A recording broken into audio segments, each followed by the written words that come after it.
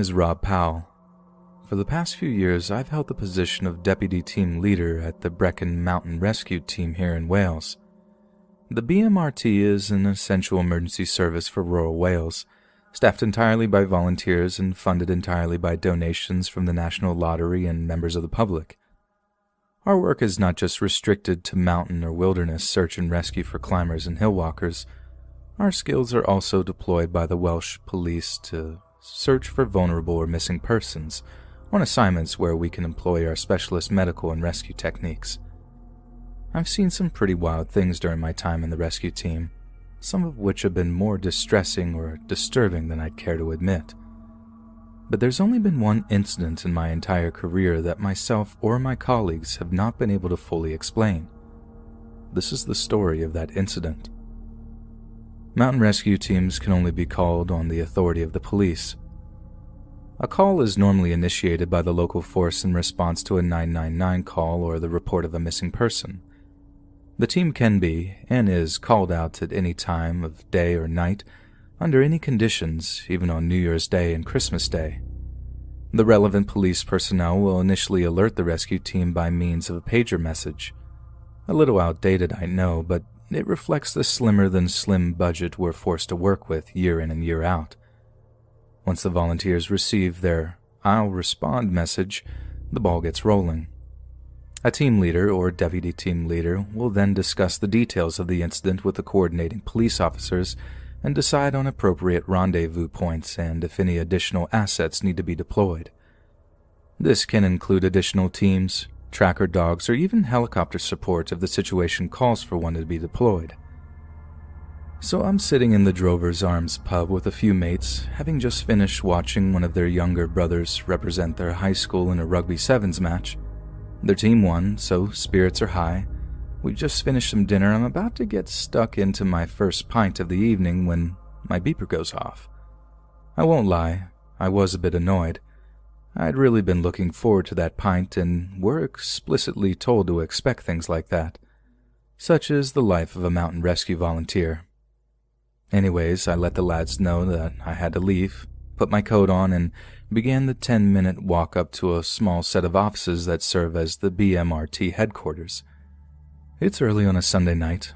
Most calls seem to happen around holidays and weekends, and the place is empty. So I unlock the doors, turn on all the lights, and walk down to my office to phone the police liaisons officer to get all the necessary details. As I'm talking to the officer in question, my phone starts lighting up with text messages from various other team members, telling me they're on their way. Everything was coming together nicely, and the situation seemed like the usual basic search and rescue job. A couple of hikers went up into the hills on Saturday, intending to camp overnight before heading back down on Sunday afternoon. According to the person who called it in, the hikers hadn't returned on schedule, nor were they answering any of their phones, so they called us. Now, on more than one occasion, we've gotten calls from members of the public reporting missing people who weren't actually missing at all. Sometimes groups are slowed down by a dodgy ankle or an upset tummy and just so happen to be out of range of the nearest phone. I get why someone might panic, and it's always better to be safe than sorry. That's why the BMRT exists in the first place. So it always helps when the person making the call knows a little bit about the missing group's intended route, so we can retrace or follow it and potentially find them nice and quickly. If we can focus our search, we don't need helicopter support, which saves us a huge amount of money. I know that sounds callous, but we really do live and die on our funding, so it's essential we keep the purse strings tight. So I'm going through all of the core details with the liaison officer, determining the last group's route most likely started in Merthyr Tydfil and advanced north in a direction of Brecon town center. A pretty common route for hill hikers. We go through all the usual stuff, just like normal, then move on to the miscellaneous details that can often aid a search. These can include any medical conditions that might bring the missing persons into difficulty, age ranges, and things of that nature. You'd be amazed at how tiny, seemingly insignificant details can help with a search, so it's extremely important we compile as much information as possible, as quickly as possible. Only when I pressed the liaison's officer for more information regarding the emergency call itself, she became awfully cagey. Very little in the way of detailed information could be passed along regarding the missing group, the only significant detail being that the woman who'd reported them missing was absolutely distraught when she did so. The dispatcher had noted that no matter what she said or did, she couldn't seem to reassure the caller that their loved ones would be found. The caller seemed convinced that the group of hikers was gone and never coming back. Honestly, it's stuff like this that kept me in the BMRT for so long. Being the hero that people so desperately need at what for many is the lowest point of their lives thus far. Less than an hour after the initial beeper messages, myself and 4 additional volunteers had converged on the BRMT HQ, ready to begin our search. Our route would take us over 16 miles of hills and mountains, roughly 5 hours of solid walking, but it was likely we'd find the missing group of hikers in a fraction of that time. At least, that's what we told ourselves initially. We did find something relatively quickly, after only 45 minutes worth of hiking up gently sloping trails, but it didn't fill us with confidence. In fact, it did the very opposite. We found a tent, an empty, abandoned tent. Being a BRMT volunteer sometimes means you're basically a detective. You use small pieces of a puzzle to build up a larger picture of an overall situation.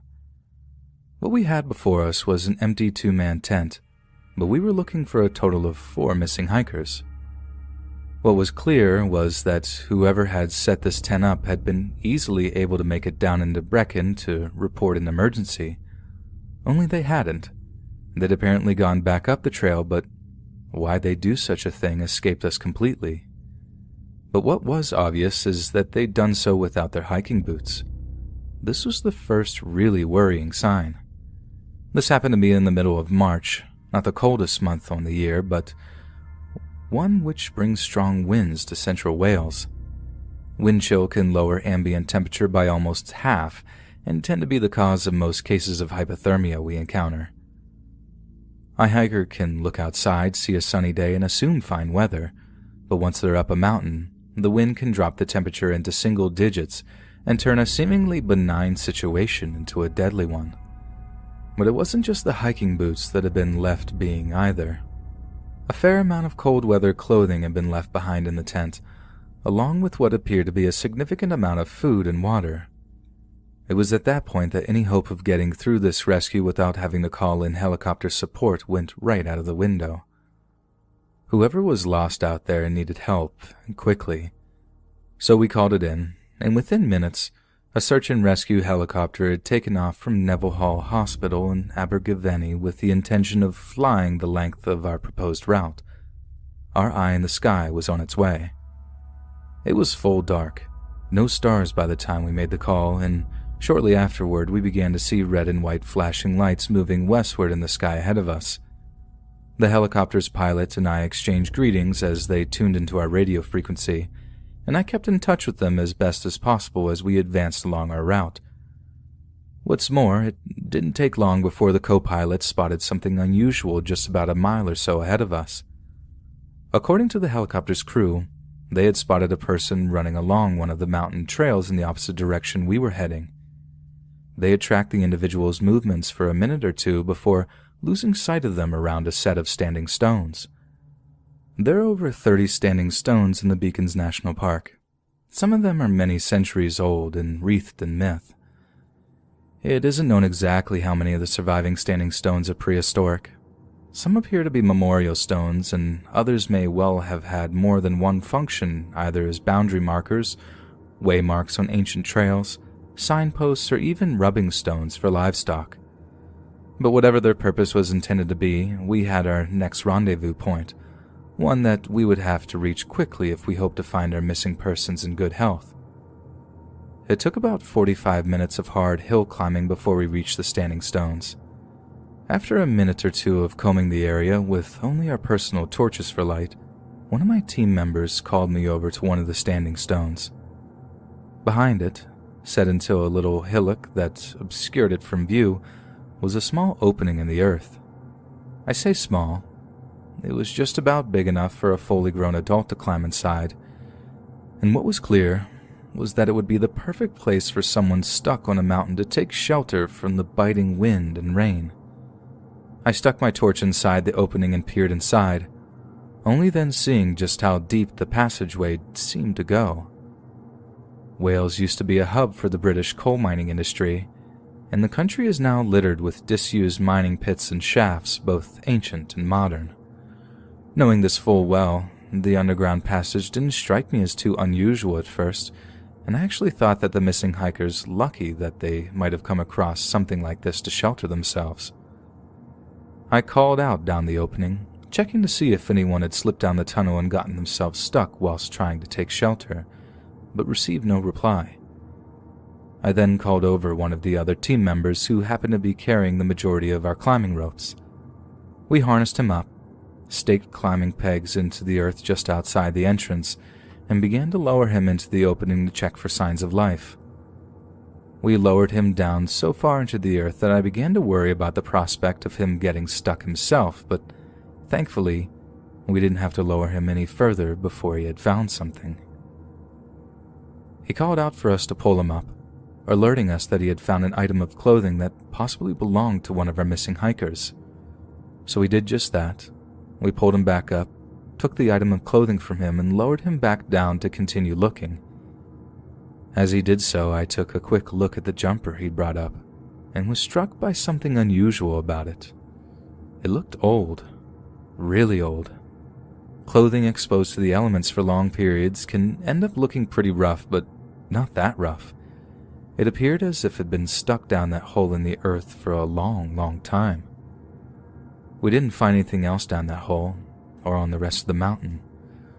We stayed up there until about 3 a.m, long after our helicopter support had to withdraw due to dwindling fuel, but we didn't find a single thing. No more clothes, no signs of life, and no bodies. The more it became clear that we weren't going to find anything, the more I thought about how the distressed caller seemed convinced that the hikers were gone. She had no way of knowing that whatsoever, yet somehow she was right. And that really didn't sit well with me at all. Throughout the next week, 2 more search parties took to the hills in hopes of finding a trace of our missing hikers. Both came back empty-handed. I expected reports of the missing hikers to appear in local news publications, only they didn't. When I tried to find out why, I was turned away by most police sources until one let slip that a judge at the High Court of England and Wales had placed a publication ban on the incident, meaning an order prohibiting publication under Section 11 of the Contempt of Court Act of 1981 was in effect, keeping all news of the incident out of the newspapers. But that's not what really bothers me about this whole thing.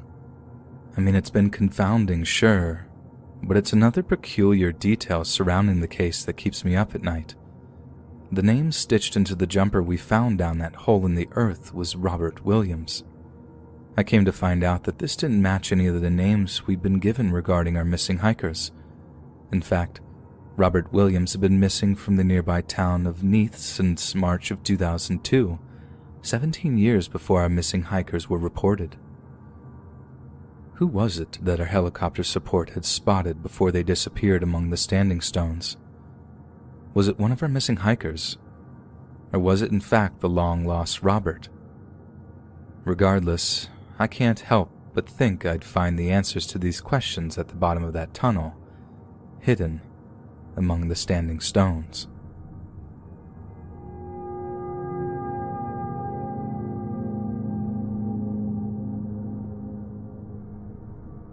Sunrise on Saturday, September the 23rd, 1972. An experienced climber by the name of Neil Olson is leading an ascent of a difficult section of the 24th pitch of the nose route of El Capitan. Sometimes known as El Cap, El Capitan is a vertical rock formation in Yosemite National Park, located on the north side of Yosemite Valley near its western end. The granite monolith is about 3,000 feet from base to summit along its tallest face, and is a popular objective for rock climbers.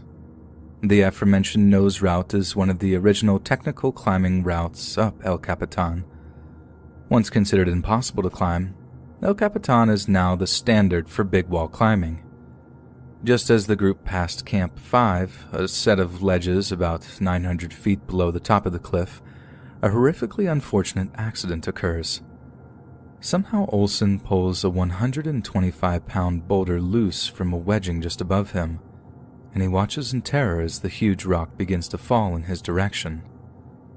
His life flashes before his eyes as he tries to dodge it, but the heavy stone structure glances off his plastic helmet, still hard enough to stun him. The boulder then falls back and over him before smashing into his right leg and breaking it in several places. Olson is rendered completely immobile and in agonizing pain, terrified that he might bleed to death as a result of numerous compound fractures to his leg. By 7:30, that very same morning, Yosemite Search and Rescue Officer Pete Thompson was helping to organize one of the most terrifyingly demanding rescue attempts in the history of North American mountaineering.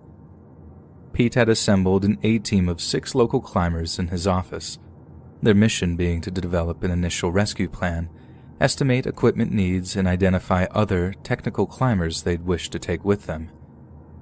The idea was to lower one of the rescue teams from the summit, over 900 feet down to the severely wounded Neil Olson, who would no doubt be overjoyed to see them. Then Olson and his rescuer would then be lowered to waiting medical staff on the valley floor, almost 2,000 feet below. At the time, only one other long-lowering rescue even remotely similar to this one had ever been performed, in Grand Teton National Park in August of 1967, just over 5 years previously. In total, 18 brave, selfless men and 1 woman would be flown to the top of El Cap that day. The team's task was made even harder as a result of a disastrous incident earlier that summer, one that almost crippled their ability to mount any serious rescue attempt. Just 7 weeks before, shortly after midnight on the 1st of August 1972, a drunken 17-year-old reprobate had set fire to the thousands of tons of stacked hay in the California state government's horse barn. The barn and stables were set alight and burned to the ground, as were another 7 older wooden structures in the area in what was described as a manic episode of serial arson. One of these highly flammable civilian construction Corps-era buildings happened to be holding the valley's search and rescue equipment cache. Hundreds of climbing ropes, webbing, pitons, bolts, carabiners, sleeping bags, rain gear, and other such vital equipment all went up in smoke. Thompson knew that they were short on the right sorts of equipment to pull off a rescue of this size and complexity. To this day, a now long-retired Pete Thompson is not exactly sure how the park ended up with some of what it got that day. The most interesting were the large rolls of 1/2-inch rope. Tubbs Cordage, a yachting and sailing line manufacturing company in the San Diego area, had generously sent 2 4,000-foot-long rolls and 3 1,200-foot-long rolls of gold line, each tightly wound around a wooden spindle. Although plenty strong, the rope was not intended to take the kind of abuse it would be subjected to, and its use proved an almost fatal mistake to those who would later use it in an attempt to save lives. The ropes were driven up by local police departments to nearby El Toro Marine Air Station. They were then flown to El Capitan Meadow in 2 large, twin-rotor CH-46 helicopters, sometimes called Chinooks by civilians. Other retail outdoor companies in the Bay Area, such as the Ski Hut in the North Face, sent actual solid climbing rope, as well as a seemingly endless supply of colored nylon webbing, hundreds of carabiners, over 100 bolts, dozens of pitons, piton hammers, water bottles, dried food, and other long accessory lines and cords. These purchases were all picked up by the Bay Area Mountain Rescue Unit and transported by the California Highway Patrol. Before they returned to their home base at El Toro that evening, a team from the local Marine Corps base flew even more vital equipment and manpower to the staging point at the summit of El Capitan. There was a pile of equipment on the peak that night that had to be sorted and then placed in the right spot for the next morning. Rescuers worked tirelessly through the night to sift and sort through the mess of gear, determining which would prove the most useful in their rescue attempt.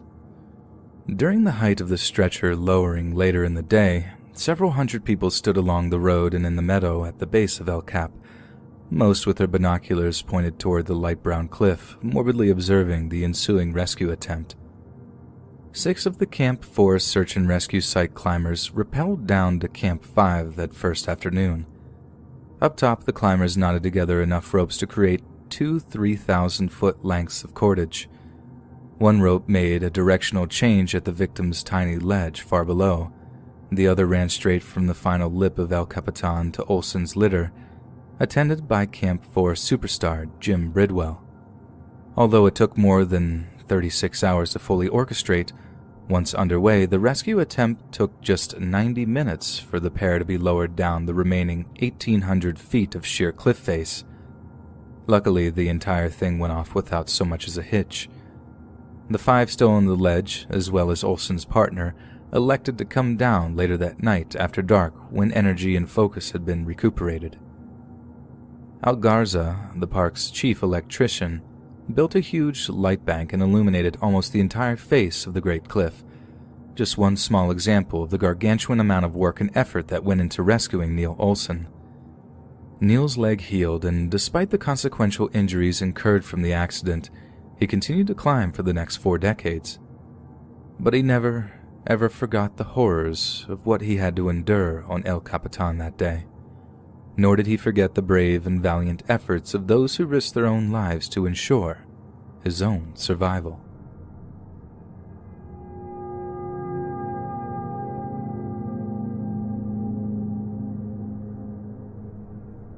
Gene Hambleton was born on November 16, 1918, in Rossville, Illinois. Inspired by stories of combat flyers during World War I, his childhood dream was to serve as a pilot in America's armed forces. But by the time he qualified as a combat pilot at the U.S. Army Air Force's training wing, World War II was almost over, and Hambleton did not see any significant combat action. After the German and Japanese surrenders of 1945, Hambleton was released from active service. However, he retained an active reserve commission, which meant that as the 1950s rolled around, and America commenced a brand new series of combat actions against communist insurgencies, Hambleton was recalled to active service, this time by the U.S. Air Force. During his service in the Korean War, Hambleton flew a total of 43 sorties as navigator in a B-29 Superfortress. Then, during the 1960s, Hambleton worked on various USAF ballistic missile projects such as the PGM-19 Jupiter, Titan I ICBM, and Titan II ICBM, a vital part of the USA's nuclear deterrent as it moved into the age of atomic warfare.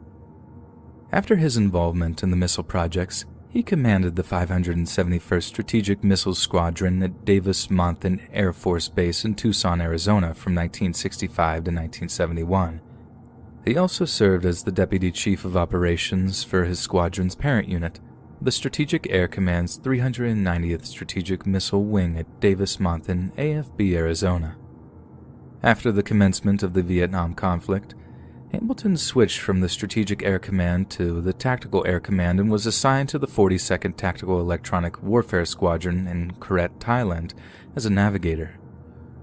The 42nd Tactical Electronic Warfare Squadron was equipped with the EB-66CD destroyer aircraft that flew radar and communications, jamming missions to disrupt enemy defenses and early warning capabilities. Not the kind of role that Hambleton had envisaged for himself as a youth, but it was a vital strategic contribution nonetheless.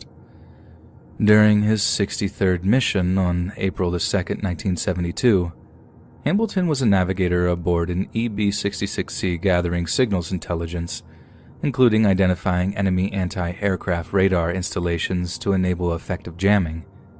The aircraft was helping escort a cell of 3 B-52 bombers tasked with attacking entrance passes to the Ho Chi Minh Trail, a vital logistical route that supplied the Vietnamese communist guerrillas with all of their weapons, ammunition, and equipment they needed to continue their struggle. The B-52s would use their huge payloads of highly explosive 2,000-pound bombs to obliterate the terrain and deny its use to the enemy. However, while flying at about 30,000 feet over Quang Tri, just south of the demilitarized zone that separated South Vietnam from its northern counterpart, the aircraft's emergency alarms began to wail. This meant only one thing. The aircraft was firmly in the sights of an enemy anti-air weapons station, which was preparing to lock and fire with a heat-seeking explosive projectile. The aircraft's pilot began evasive maneuvers, even going so far as to fire off its own electronic countermeasures, which were in the form of heat-radiating flares designed to distract and confuse an enemy missile into diverting from its intended target. The aircraft occupants felt the plane lurch and twist in the air, trying its hardest to avoid the missile strike, but to no avail. In one horrifying moment, an explosion rocked the airframe as a Soviet-built SA-2 Guideline surface-to-air missile slammed into the plane. The initial explosion killed a handful of the crew instantly as red-hot shrapnel ripped through the aircraft's interior, puncturing flesh and severing arteries. Hambleton was the only member of the 6-man crew who found himself able to eject as the aircraft began plummeting into the jungle below. But this was the least of his problems. Hambleton had found himself right in the middle of the North Vietnamese Easter Offensive and landed in the midst of tens of thousands of North Vietnamese soldiers. What followed was the largest, longest, and most complex search and rescue operation during the entire Vietnam War. Upon safely landing his parachute, Hambleton found himself concealed by a low fog bank as he landed in a dry rice paddy, unseen by the NVA troops. From his hiding place, he was astonished at the huge number of North Vietnamese Army troops, equipment, and heavy weapons in the area, with a handful of NVA infantry platoons bivouacked just 100 meters away. By a stroke of luck, Hambleton's URC-64 rescue radio had not been damaged during the missile strike or his descent, and his colleagues back in Thailand were able to pinpoint his location to just 2 kilometers north of the Cam Lo Bridge, which happened to be heavily defended by U.S. Marines.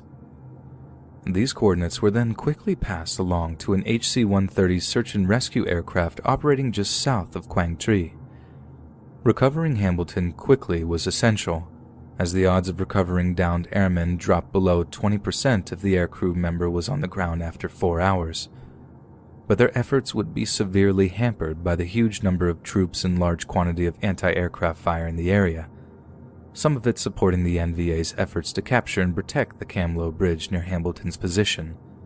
What's more, at about the same time that Hambleton was shot down, commandos blew up the key bridge over the Cue Viet River east of Hambleton's position. The NVA were subsequently forced to reroute thousands of troops, dozens of tanks, and other equipment west, immediately in front of Hambleton's position. Their valiant attempt to slow the NVA advance had put Hambleton in a seriously dangerous position. But perhaps what U.S. military intelligence found most terrifying about the prospect of Hambleton's capture was his intelligence value as a POW. Hambleton had more than 20 years of military service under his belt, and due to the majority of that being in signals and intelligence, Hambleton was one of the most knowledgeable missile and electronic countermeasures experts in the entire Vietnamese area of operations. 1972 was right at the end of the Vietnam War, and as a result, very few Americans remained on the ground. The NVA made it a point to attract particularly valuable personnel, even in surrounding foreign countries such as Thailand.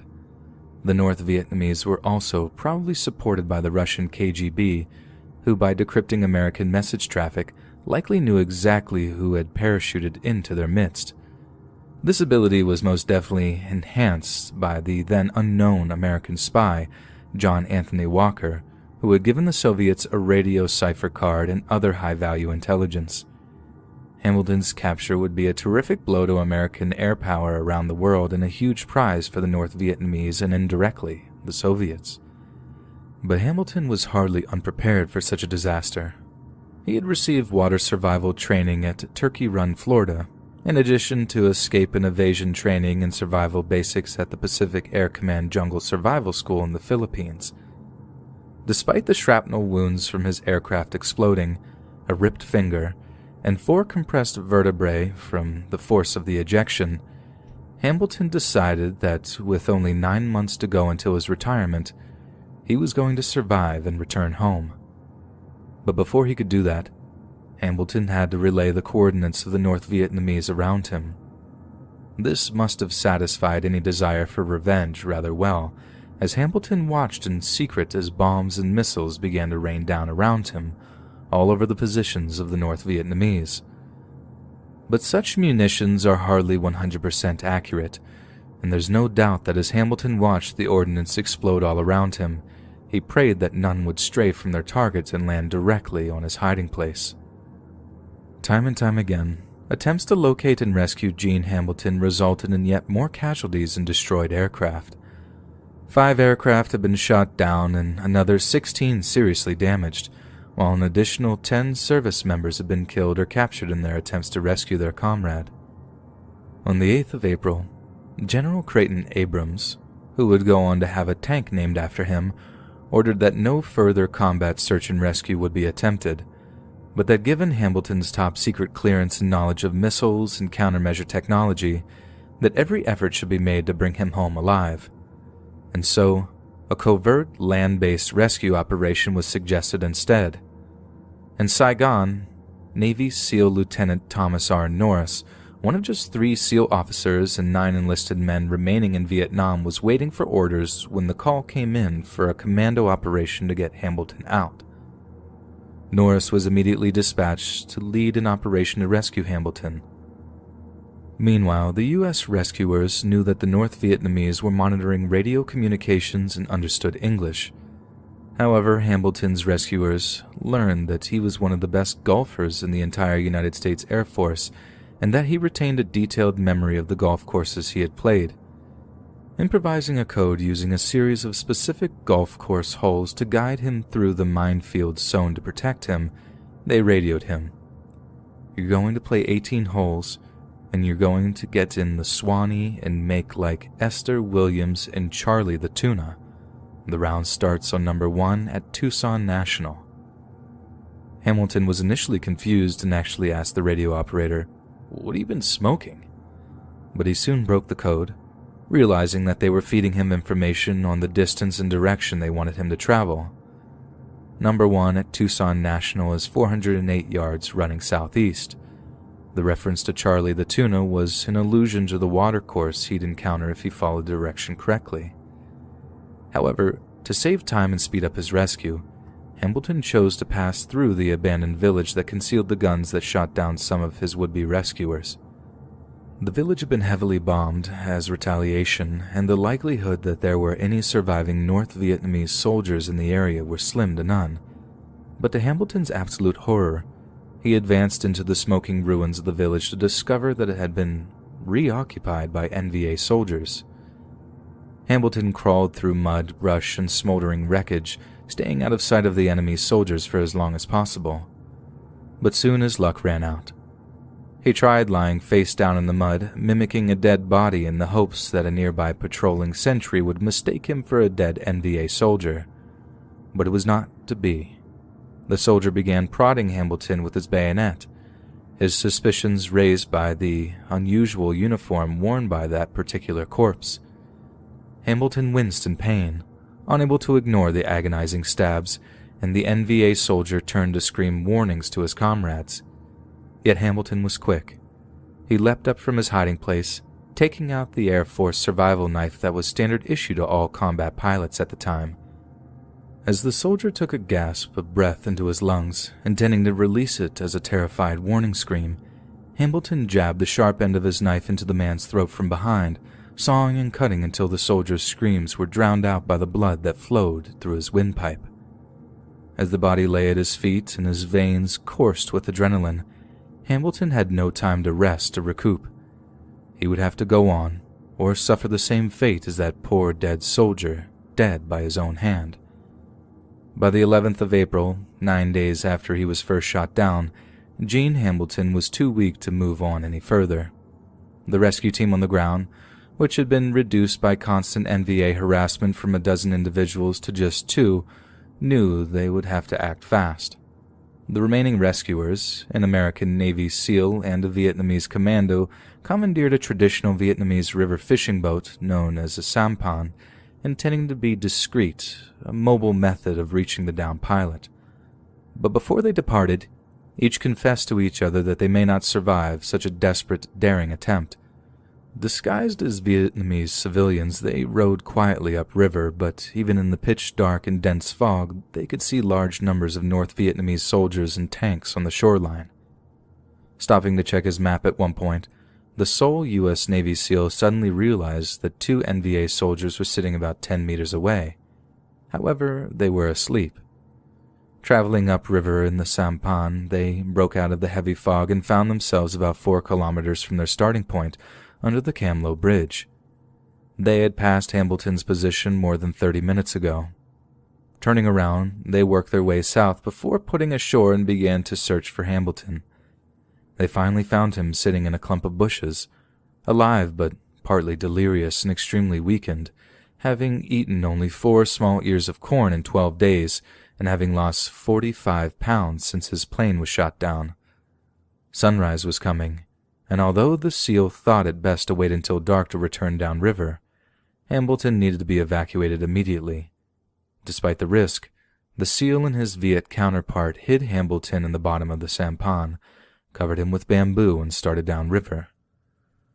Landing on a riverbank back in friendly territory, they were met by some South Vietnamese soldiers who assisted in getting the wounded Hambleton to safety. There, an M113 armored personnel carrier carried Hambleton and his rescuers back to brigade headquarters in Dong Ha. He was shortly afterward evacuated to the hospital at Clark Air Force Base in the Philippines, where he recuperated for a month. The rescue of Gene Hambleton was a watershed event for the military and led them to find a new approach to high-threat search and rescue. They recognized that if a search and rescue mission was predestined to fail, it should not be attempted, and other options such as special operations, divisionary tactics, and other creative approaches tailored to the situation had to be considered. Recognizing the need for an aircraft that could deliver better close air support, the Air Force accepted the Navy's A-7 Corsair. The military also improved the night capability of helicopters and area denial munitions. During the Vietnam War, search and rescue forces saved 3,883 lives at the cost of 71 rescuers and 45 aircraft. May their contribution never be forgotten.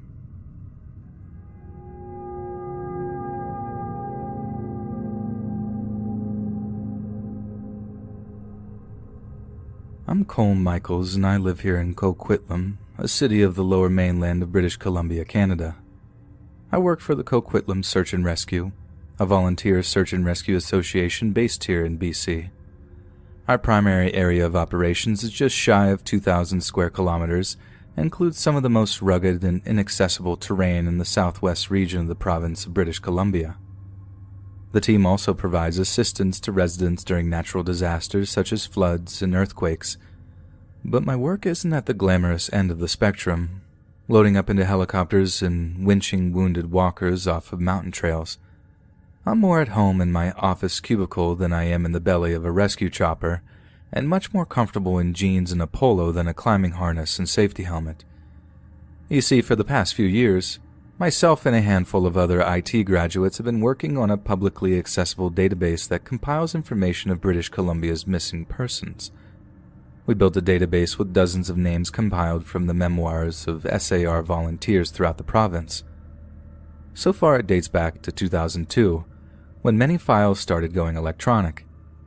Delving further into the past will be difficult, with paper records gathering dust on the desks of other volunteer members, but it's something we find extremely fulfilling. Every missing person's profile we complete is a little ray of hope for a family that would do anything to gain a little closure, and each one is a personal victory for my small but dedicated team. Having said that, there was one case in particular that I'd like to discuss today, one that left me increasingly disturbed the more I studied it. This is the story of Mackie Basil's disappearance. Immaculate Mackie Basil was born on December 8, 1985. The 8th of December is also the date of the Roman Catholic feast of the Immaculate Conception, which is how Mackie's parents decided on her name. Although we've been unable to find out why, Mackie's parents, Samuel Basil and Patricia Joseph, abandoned her to British Columbia's foster care system when she was young, along with her sisters Ida and Crystal. She was known to be an introvert who rarely partied and was not known to drink or do drugs.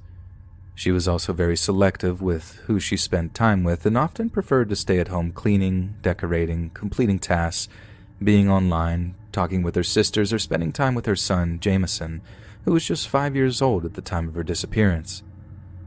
The testimonies of those close to her, referencing Mackie's preference to quiet nights in as opposed to drunken nights out, leads us to our first major conundrum. Because on the night she was last seen, Mackie was apparently attending a house party on the Tachi Reserve, an enclave of the Tlasden tribe of First Nations people, of which Mackie was a member.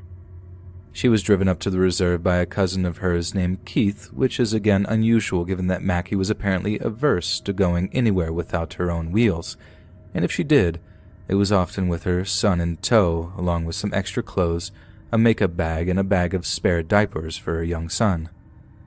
This, along with the fact that the house party was only 20 minutes' walk from her own home, led us to believe that Mackie had intended to walk home, and for whatever reason, had made the decision to drink alcohol that night. It was also June 13th of 2013 at the time of the house party, and summers in British Columbia can be much more temperate than people imagine, therefore ruling out the possibility that Mackie was caught in bad weather. The next thing that we know for certain is that the police then named Mackie's cousin and his friend Victor as suspects in the disappearance.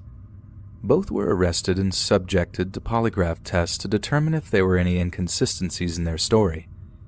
At the time, given that they were the last two people to see Mackie alive, it was assumed to be given that they were responsible for any foul play that may have occurred.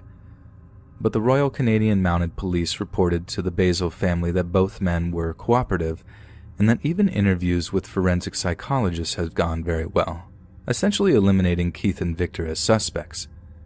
However, what became evident during these interviews is that Victor and Keith didn't just give Mackie a ride to the house party at the Tachi Reserve, they actually gave her a ride back too.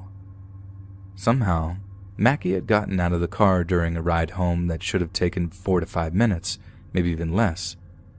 During interviews, Victor and Keith had claimed that their truck became stuck in a patch of mud, but it was high summer at the time and recent weather had been fair.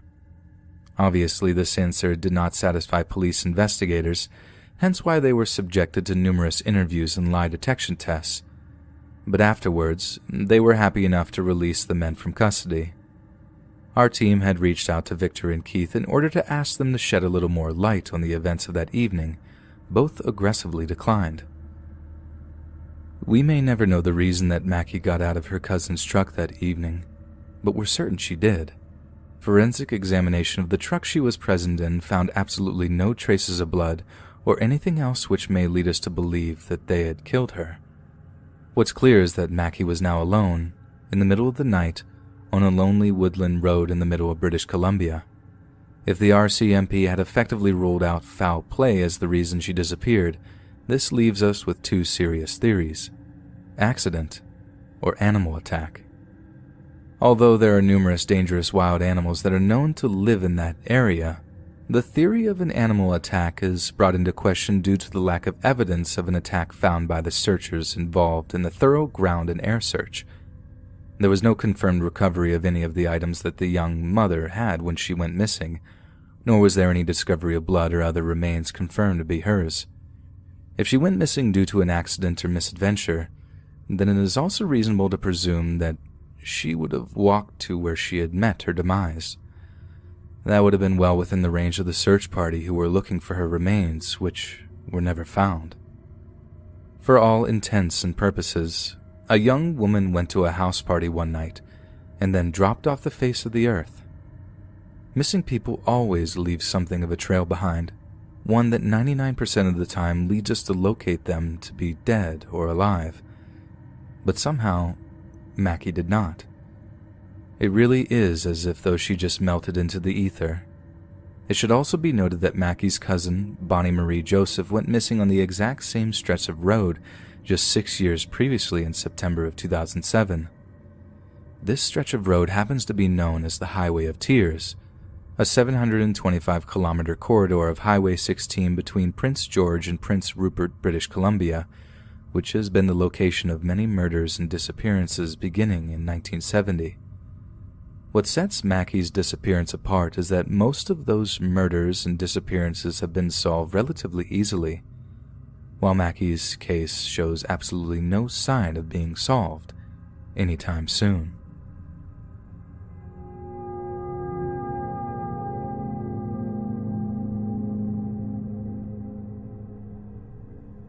I used to be a cop. When I say that, most people picture some highway patrolman with a pair of aviator sunglasses and a salt and pepper mustache. But that wasn't me, not by a long shot. Sure, I spent a little time on the beat. Every new cop has to chew a little gum before they can advance, but advance I did, right onto the police helicopter's pilot's course, and eventually into the Drug Enforcement Agency's aviation division. Based out of Fort Wallace Alliance Airport down in Texas, the DEA's Office of Aviation Operation is home to only the most elite of police pilots. There are only about 120 of us at any one time, manning and maintaining only about 100 airplanes, helicopters, and recently, more and more unmanned aerial vehicles, or as civilians call them, drones. I flew 53 missions for the DEA, most of them during the mid to late 80s and early 90s during the DEA's Colombian campaign. But there is only one of those missions that I think about every single day, one that will haunt me right up until the day I die. I suppose the whole thing started with Tranquilandia. Literally translated from the Spanish as Quiet Village, Tranquilandia is a small rural village located about 160 miles south from the town of San Jose del Guaviare. The village came to our attention when a U.S. diplomatic attaché had innocently asked for a study on Colombian chemical imports. What they discovered led us to the sleepy little jungle village, where we discovered not just a cocaine lab, but a veritable cocaine factory.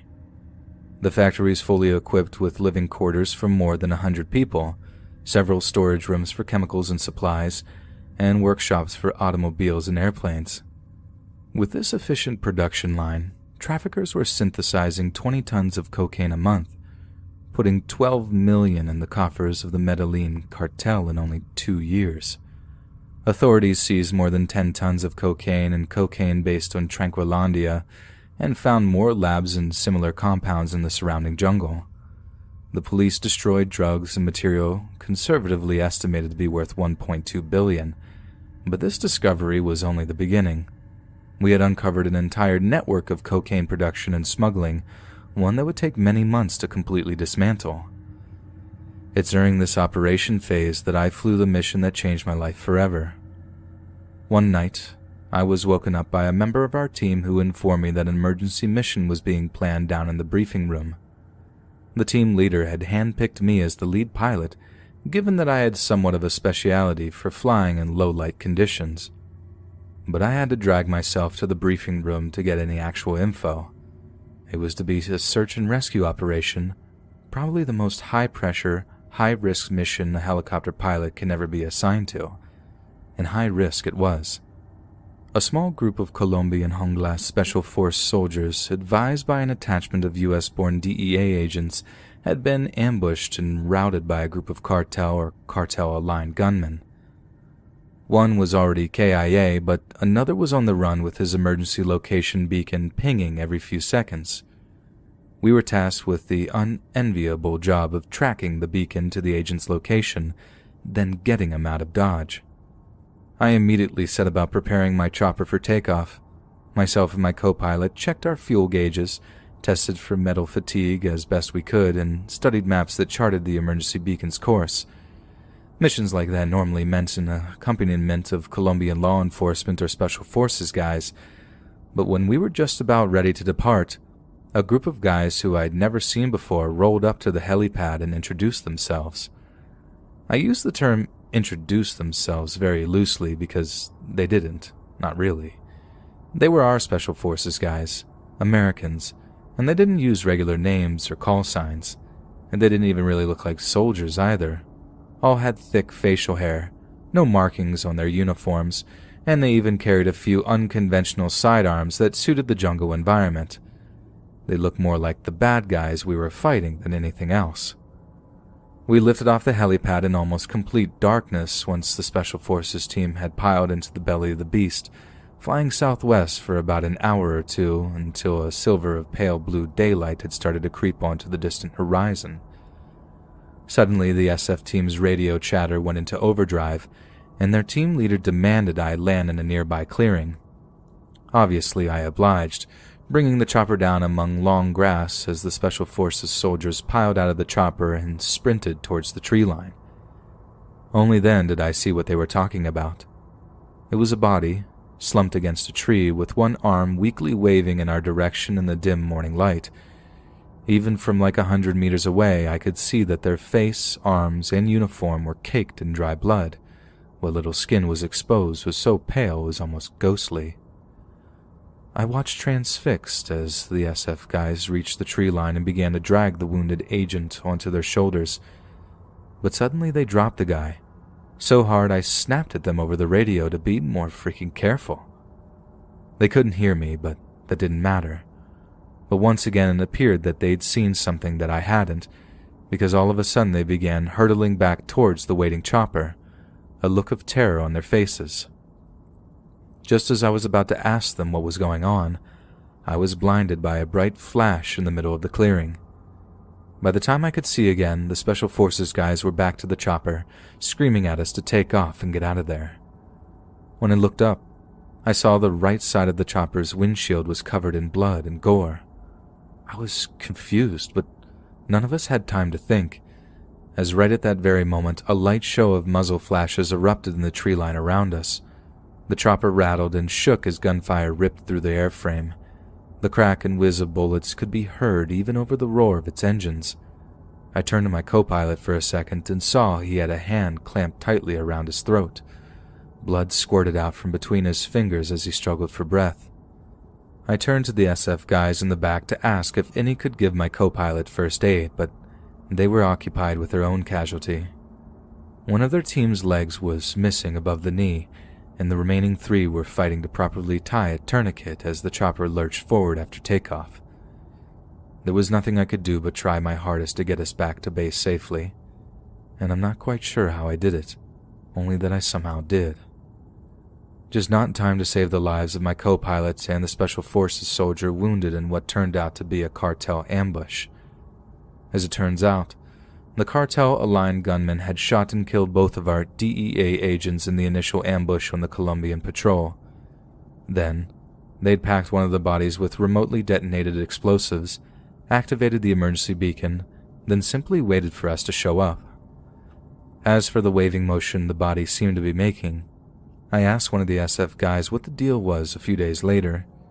He told me the cartel had strung up the guy's arm with wire, then tugged on it slowly as he flew overhead, making it look like the guy was alive.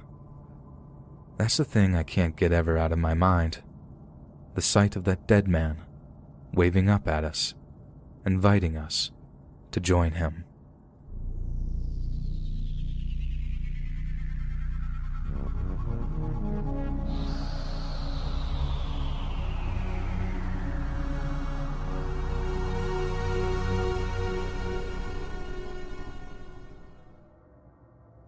Now I'm going to warn you, this will be tough for some of you to hear. I genuinely just gave myself goosebumps thinking about this encounter. This is the story of where my mother and I came ridiculously close to a brutal end. I'm going to choose to be less explicit in what was actually said. At this point I was 15 and had just got done with the summer of being homeless and had moved into a shady little apartment with my aunt in the heart of York City, Pennsylvania. My mother was still with the man who had beaten me badly and had caused us to be homeless. They had broken up, but that wouldn't last even 2 weeks. But anyway, my mother had actually come down to York City to spend the weekend with me because they were temporarily broken up, so she didn't need his permission. It was bike night on a Friday or Saturday night, and my mother and I both have a love for Harleys. She'd had dated a lot of bikers over the years, so even I had an ample experience on a bike by that point.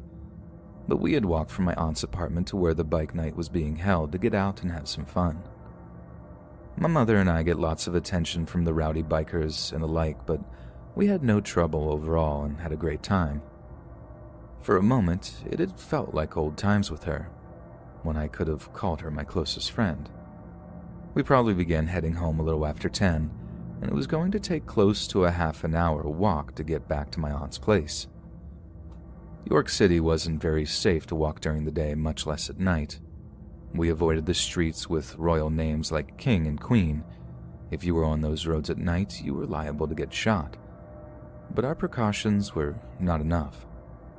We had made it maybe half a mile up the road from the event. If you look behind you, you could still see the lights and the tents, even lightly hear the music still going on.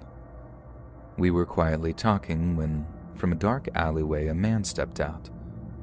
He was maybe 5'8", thin but muscular, Hispanic and covered in tattoos, with a bandana on his head to tie it all together. "Look at you lovely ladies," he said as he steps out of the dark. I was a little buzzed, as was my mother, so despite all I'd been through, I had been mildly amused, probably because I found it funny he was hitting on my mother and I at the same time. But before either of us could respond, another 3 men came out of the alleyway, and when I turned around, there was another 2 men behind us. The leader who had originally stepped out pulled out a blade and took a step closer. "You know, I'd never been with a mother and a daughter before." To which he smiled wickedly. I stiffened as he stood inches in front of me and took the hand without the blade and stroked my hair, then roughly grabbed a fistful of it and bent my head back as he licked up my neck. "This is what you two are, isn't it?" My mother remained silent, as did I. I could feel the blade then pressed against my breast, and he laughed as I let out a choked noise of terror. I quickly nodded, then, looking straight ahead but through him, like he wasn't there. Silent tears streamed down my face. He wraps his arm around me and whispers, "Being brave won't save you, girl." And he takes a step back, pointing the knife inches from my face as he says, "Get on your knees. You're going to be both me and my boy's toys for the night, if you know what's good for you." I didn't move, just continued to silently cry, oblivious to the world around me. My mind was genuinely not processing the situation or what was about to happen. I look over at my mom and she's crying too, and she grabs my hand. I can see another man fondling her, also holding a knife. "You two better listen. You two wanted this. You wouldn't be out here looking like this if you didn't want this to happen. Save the tears, you'll need them. And who knows, if you behave, you might even like it." And with that, he slaps me across the face with the back of his hand, and I crumple to the ground as my mom begins slowly lowering herself to her knees with her hands up in the air. It's then that from behind me I hear a loud smash and swearing. The rest goes in slow motion. I look up to see a group of bikers, at least 15 of them. The smashing noise I had heard was one of them smashing a bottle against the man's head who was standing behind me. The biker quickly overtakes the 6 men and are genuinely beating them worse than anything I've ever seen, like taking their bodies and slamming their heads into the brick wall repeatedly and stomping on them unhesitantly. I'm swiftly dragged to the side, and a biker with a long gray beard and wearing glasses, even though it's night, asks me if I'm okay. In the madness, I had lost sight of my mom, and I say no, sobbing like a child, and he points to my right where she had been pulled out no more than 10 feet from me. A female biker is talking to her. I let out a gasp of relief, and the man quickly asks me if I can walk. I nod, unable to make words, and he quickly picks me up to my feet and grabs me by the shoulders. "Listen to me. You need to get out of here. Just run home, and don't turn around no matter what." I can't stop crying, but I actually quickly grab the man and hug him, whispering a thank you that I'm not even sure he heard. "Go. You're okay now." And I nod and stumble over to my mother. I take one last glance at the fight, and at this point all I can see is the group of bikers standing around in a circle. My mom is crying the worst I've ever seen her, and we just run. We make it another 200 feet when the gunshots ring out. I freeze and turn, but my mom pulls on me and just shakes her head. It's only another minute when 2 cop cars go whizzing by us with their lights on. I don't remember the rest of the trip home at all. We were just suddenly there, and I couldn't cry anymore. My mom and I didn't say a word about it, never even talked about it again. We both got violently drunk that night. My aunt stayed upstairs, probably high as a kite anyways. I lay in the shower with a bottle of vodka in my hand. I was covered in bruises, had bits of glass in my hair and some that had cut my face, neck, and hands from the bottle being smashed so close behind me. But otherwise, I was physically okay. To think what could have happened made me even sicker. I hadn't even had my first kiss yet, and the thought of what was about to happen, of the fact that I was going to die that night, left me numb. I genuinely owe my life to a group of bikers who I will never be able to thank. I hope none of them got into trouble, though in my heart I believe they ended up ending the lives of 6 of those men who had surrounded us that night. Obviously, with having just been homeless, I still didn't have a cell phone. We had no cable or any computer in the apartment, so I was never able to confirm what happened. It's only with typing this now that I consider for the first time looking it up to see if I could find anything on it, but I don't want to be reminded. I don't ever want to see the gang's face again, even if they're dead. And I definitely don't want to see the biker gang who saved my mother and I, as there might have been serious negative repercussions for doing so. So to the biker gang who saved our lives, thank you from the bottom of my heart. And to everyone else out there, please stay safe.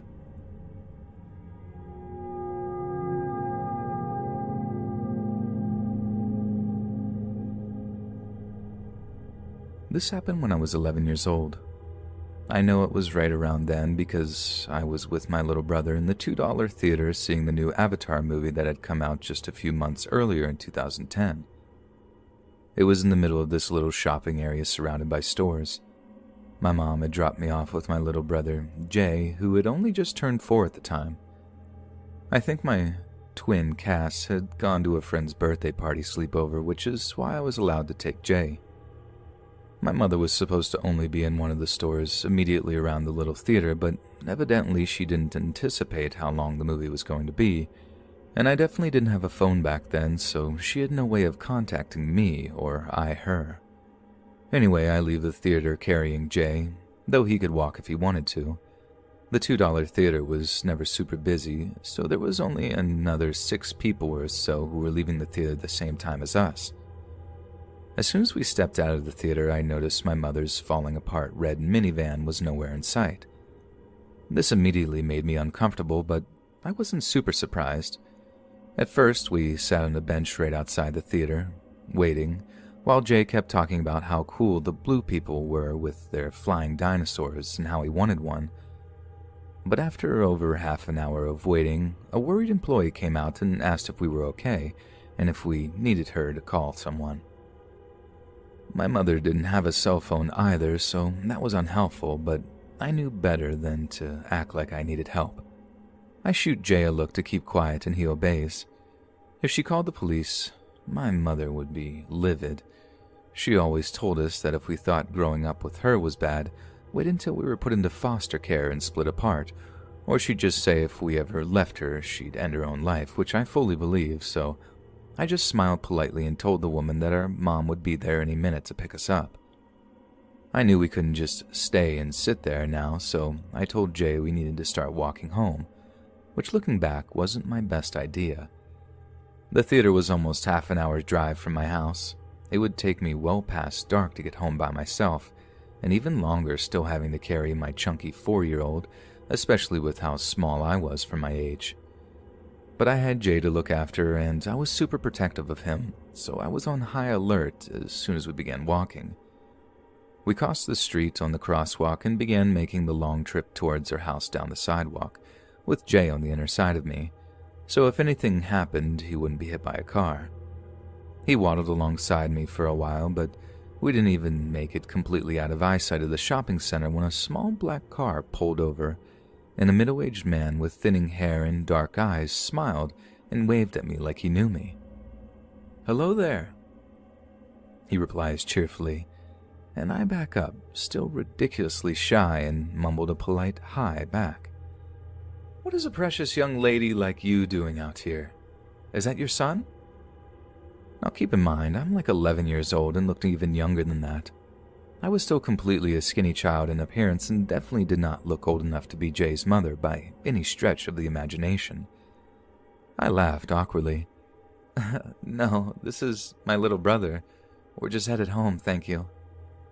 And with that, I pick up Jay, who had taken to hiding behind me, and began walking again. But he didn't drive off. He slowly continues to pull up next to me, following my pace. "Come on, let me give you a ride. It's too hot here for you to be walking with your brother. We can stop for ice cream too to cool you down. My treat." He smiles again widely, and I just shake my head. "I can't. My mom will probably pick us up on the way. She should be here any minute, really. But thank you again." I was trying to be polite as possible to get him to go away, but he continued to creep by, though I still didn't see him as a threat at all, just a nuisance. I suddenly look around and can't help but notice how unpopulated the area is. "Oh, your mom? I know her. She's actually the one who called me and told me to pick you two up and take you home." And with that, my fear finally kicked in. My mother was the epitome of irresponsible, but she would never send a stranger to pick us up like this. Jay remained uncharacteristically quiet, turning his head away from the man and beginning to cry, tugging on my sleeve without saying anything. And I don't know why I decided to say something so stupid, but I did. "Listen, mister, you already asked if my brother was my son, so you obviously don't know my mom.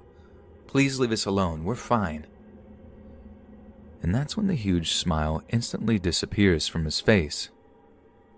"Get in the car," he says in a deadly serious tone, all joy gone. I instinctually take a step back. My mouth drops open, but no words escape. Then he raises his voice. "I said now, young lady, get in the car." And before I can even respond or decide what to do, there's a loud, blaring car horn that takes both of our attention. I never thought I'd be so excited to see my mom's ratty minivan. I had been so entranced in fear with this conversation that I hadn't even noticed my mother pull up behind him, still blaring her horn. She looked so angry. I stick up my middle finger to the guy and run to my mom's car. She stops blaring the horn in time for me to hear tires squeal as he hits the gas and drives away like an insane man. I turn to Jay, and he's followed my lead, flipping off the man as he drives away. I begin to cry and smile at Jay, giving him a high five for being so brave. I shakily walk into my mom's van and buckle Jay into his seat, feeling like I'm about to vomit as the adrenaline finally takes control.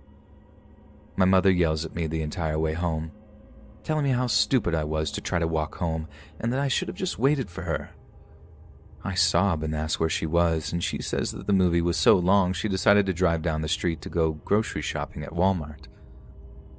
I try to explain what the man was saying, thinking it might have made her less mad at me, but she snubs it, telling me he was just a concerned adult who saw two kids on the side of the road and was trying to help. It wasn't until I was near 15 when the story got brought up again, and my mom, who was drinking, immediately got a guilty smile on her face and actually admitted that she knew that I had been telling the truth, that the man had clearly been up to no good. She explained it's why she blasted the horn at him, so he wouldn't try to do anything, and that, given the way he flew out of there, is incriminating enough. She continued, claiming that she didn't tell me because she didn't want me to grow up being overly paranoid and thinking I was all that, which is ironic given all the situations and stories to come, so gee, thanks, Mom. Way to save the day and still manage to be a pretty crummy mother.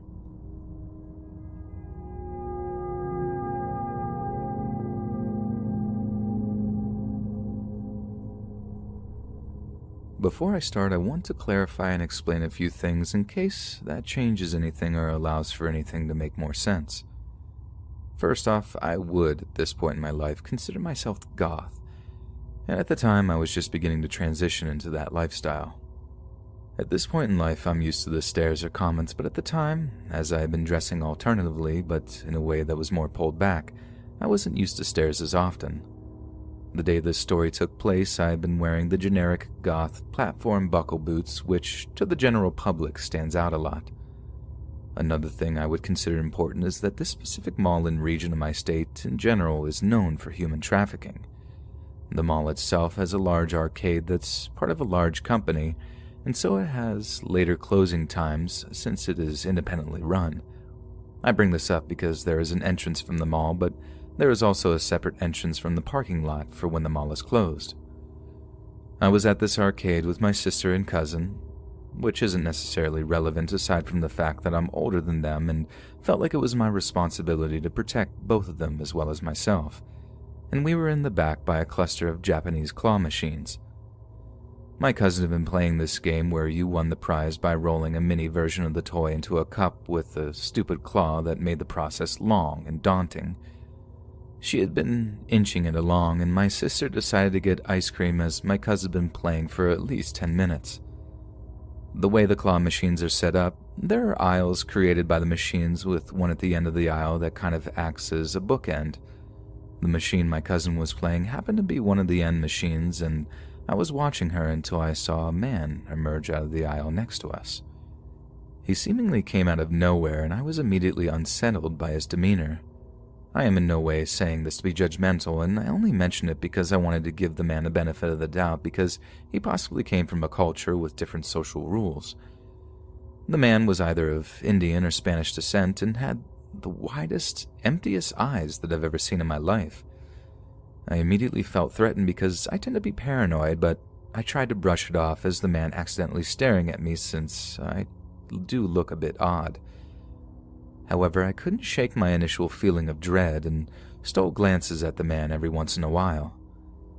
Eventually, I maintained eye contact with the man as his gaze never left me, and he began to move closer to us. After about a minute of slow walking, we were less than a foot apart, and I could feel him breathing as he walked around us tightly in a very territorial and intimidating way. I kept my eyes locked on him and pulled out my phone, only breaking eye contact to pretend to dial a number and absent-mindedly telling my cousin that John probably wonders where we are, so I'm going to let him know we're at the arcade.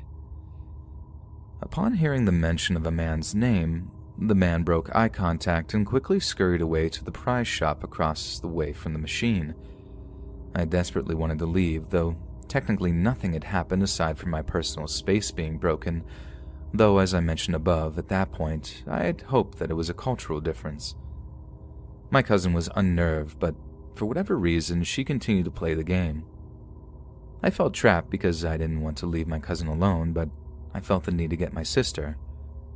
I ended up staying with my cousin since I hadn't seen the man leave the store. Eventually, my cousin won the game and went to get an employee to retrieve the prize from the glass case.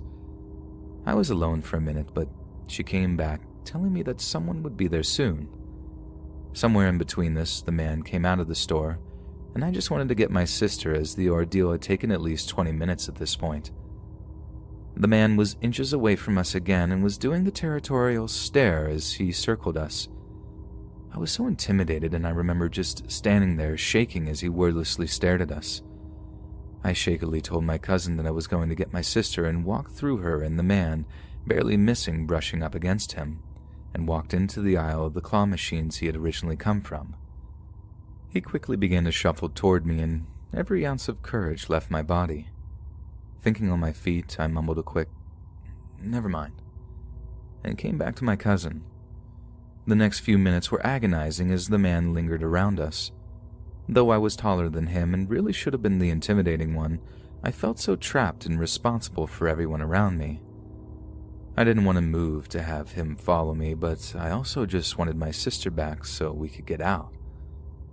As if it were a movie, the employee, a 20-something man that was much less intimidating than I, walked up to us to open the machine and give my cousin her prize. Immediately, the man walked down the aisle and I didn't see him again. I pushed back the urge to tell the employee the predicament. I stopped myself because I didn't want the man to blow me off and think that I was being silly. My sister ended up coming back and we quickly shuffled out. I ended up telling an employee that I had been chatting with at a store earlier, and she said that we should tell security at the arcade. We went back and ultimately they blew me off, and it really upset me because this place, despite having a bar and bowling alley, was full of kids, and I felt genuinely concerned. As this comes to a close, I'd like to add that the reason I talked about the door at the beginning of this post is because the machine that we were at was relatively close to the door and we were alone, so the man would have had an easy time dragging us to the parking lot entrance if he needed to. I ended up having a breakdown about it that night, even though nothing really happened. I just felt so inexplicably horrified and full of dread that I can't even begin to explain.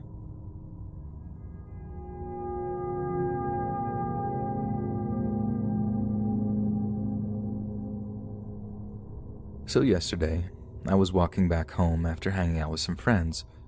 Before anyone asks, I was completely sober and in my right mind. I've never been afraid to walk alone in the dark. I'm quite tall and intimidating looking from a distance, and I always bring a pocket knife when I know I'll be walking in the dark. I was walking past some woods on the way back to my house, and I heard my mother's voice call, "Gabriel, help!" from inside the woods. I immediately recognized her voice and turned to look into the woods. She kept calling my name over and over. I couldn't see anything. It was far too dark to see through the trees. "Mom?" I called back, heading towards the woods. She sounded like she was in trouble and scared. I assumed that she had gone for a run like she did every night and somehow got lost in the woods. Then I realized it couldn't be her. She had texted me only 10 minutes before asking me to come home soon to watch my little sister so she could go on a run. I stopped dead in my tracks and called my mom. The voice in the woods still calling my name and getting more frantic by the second. She picked up and I immediately asked her if she was in the woods. She said no. She was back home with my little sister. I swear to God, as soon as she had said she was back home, her voice stopped calling my name from inside the woods. I was overcome with a wave of dread and fear that I had never felt before. Something in the woods was trying to lure me in using my mother's voice, and it knew my full name, not just my nickname, which made things even scarier because the only person who calls me Gabriel is my mom. I immediately turned and ran faster than I ever ran before back home. When I got back home, my legs felt like jello and my lungs burnt. I opened the door and there was my mom, sitting on the couch with my sister. I would think this was some sort of prank, but my mom isn't one for pranks, and even if she was, there's no way she could have gotten home before me without me seeing her.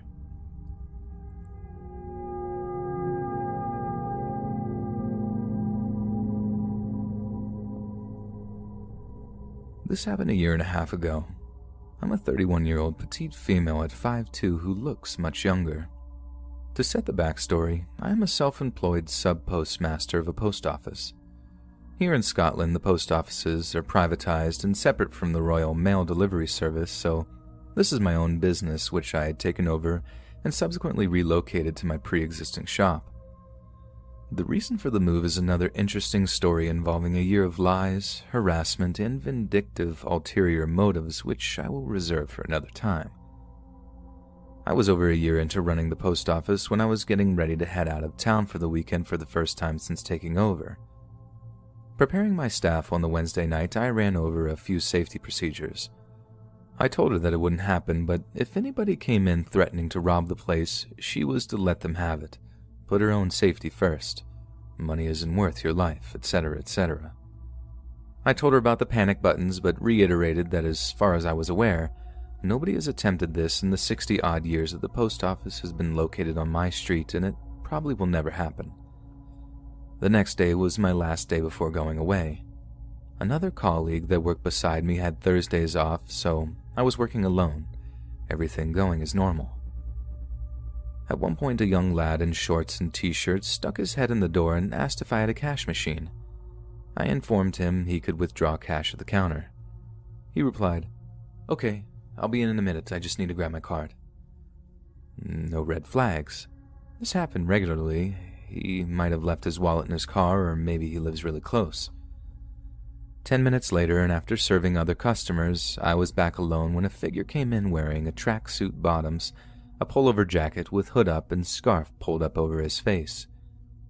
As previously stated, a lad had come in with shorts and t-shirt. This outfit before me was abnormal for our warm end of summer weather. He asked if he could speak to a manager. "I am the manager," I replied. "What? Nobody's through the back? Nobody else I can speak to?" All right, here we go. The irony. I pulled the door behind me shut and stepped backwards. The lad said to not press any buttons as he scanned the room for a camera and simply said, "I need money," as he shifted his jacket, revealing a knife tucked in his waistband. It's funny how fight or flight overrules logic. I also now know that in a situation that results in the fight or flight response, my scrappy Scottish attitude overrules my aforementioned petite stature. I stepped forward towards the panic buttons, but wanting to maintain the upper hand and keep them to my advantage, I said, in the most sincerely threatening, growling, and menacing voice possible, "First of all, I have panic buttons. Second of all, you better get out, right now." This startled him. He looked around, glanced out the window, and bolted. So much for "let them have the money, don't put yourself in danger, money isn't worth your life" spiel. I had recognized his build and voice as the shorts and t-shirt lad that had been in previously. As I had seen his face then, I was able to identify him from both a photo and video lineup.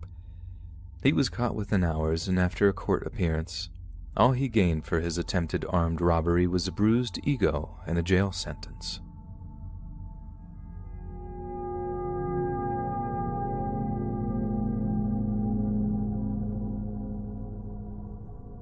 I worked at a small, old hospital for a couple of years.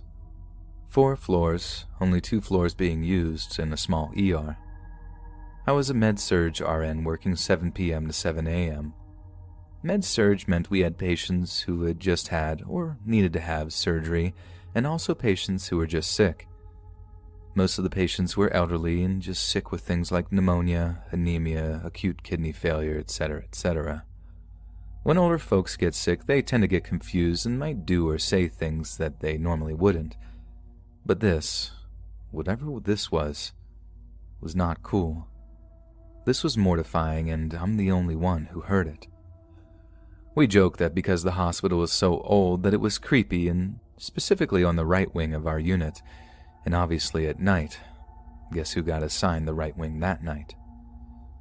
So I got bedtime meds ready for the old folks down there and started walking down the hall with my med cart and charts for each patient.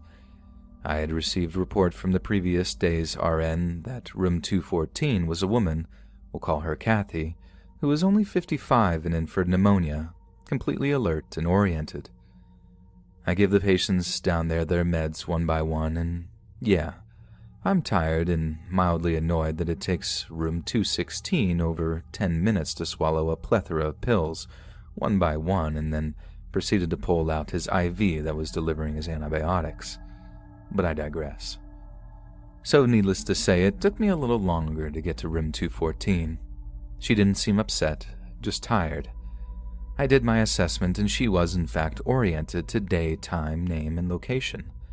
I say goodnight after hanging another bag of fluids. I'm hanging out in the hall with my computer, documenting my assessments, and I hear something that shook me. It sounded like whispering, but I heard more than one person doing it. I cocked my head up and hear better. I mean, it is night shift and I'm tired, so I'm making sure I actually heard this. I follow the noise to the outside of Kathy's room, and there seems to be a full-blown whispery conversation going on with multiple people. I couldn't make out what the different voices were saying, but it sounded like chanting of some sort. I had to make sure I was legitimately hearing these whispers that seemed like they were coming from different people, and try to make some sense of it. I walked slowly past her door, which was slightly cracked open, hoping to hear things more clearly. The whisper chanting sound only got louder and were still unintelligible. Kathy, who had been tucked in bed and dozing off when I saw her less than 7 minutes ago, was now sitting straight up on the side of her bed, looking away from me at the wall. Doesn't that sound pretty scary? Well, Kathy was unable to lift herself out of bed without assistance during my assessment. Kathy was having labored breathing when I assessed her. Now Kathy has pulled her nasal cannula out of her nose, the plastic thing that goes around your face and has 2 spouts that go up your nose to give you extra oxygen, sat up in bed in less than 7 minutes without struggle, and then she stood up, still looking away. She turned and walked to the bathroom, still without seeing me. Because she was labeled a fall risk, she shouldn't be out of bed alone. I saw her profile and her lips were not moving, but the whispers grew louder. I panicked, but kept my cool. I briskly walked to the nurse's station and asked if a nursing assistant could please help Kathy with the restroom. I normally would do it myself, but I was rather busy and Kathy was doing quite well on her own. I was sweating, freaking out, and getting further behind on my charting. The nursing aide helping Kathy didn't report anything unusual when I asked how she was doing. I promise, I swear I heard those voices. They were loud. They were unsettling, to say the least. I requested the left wing as often as possible after that and eventually went on to work at a larger hospital.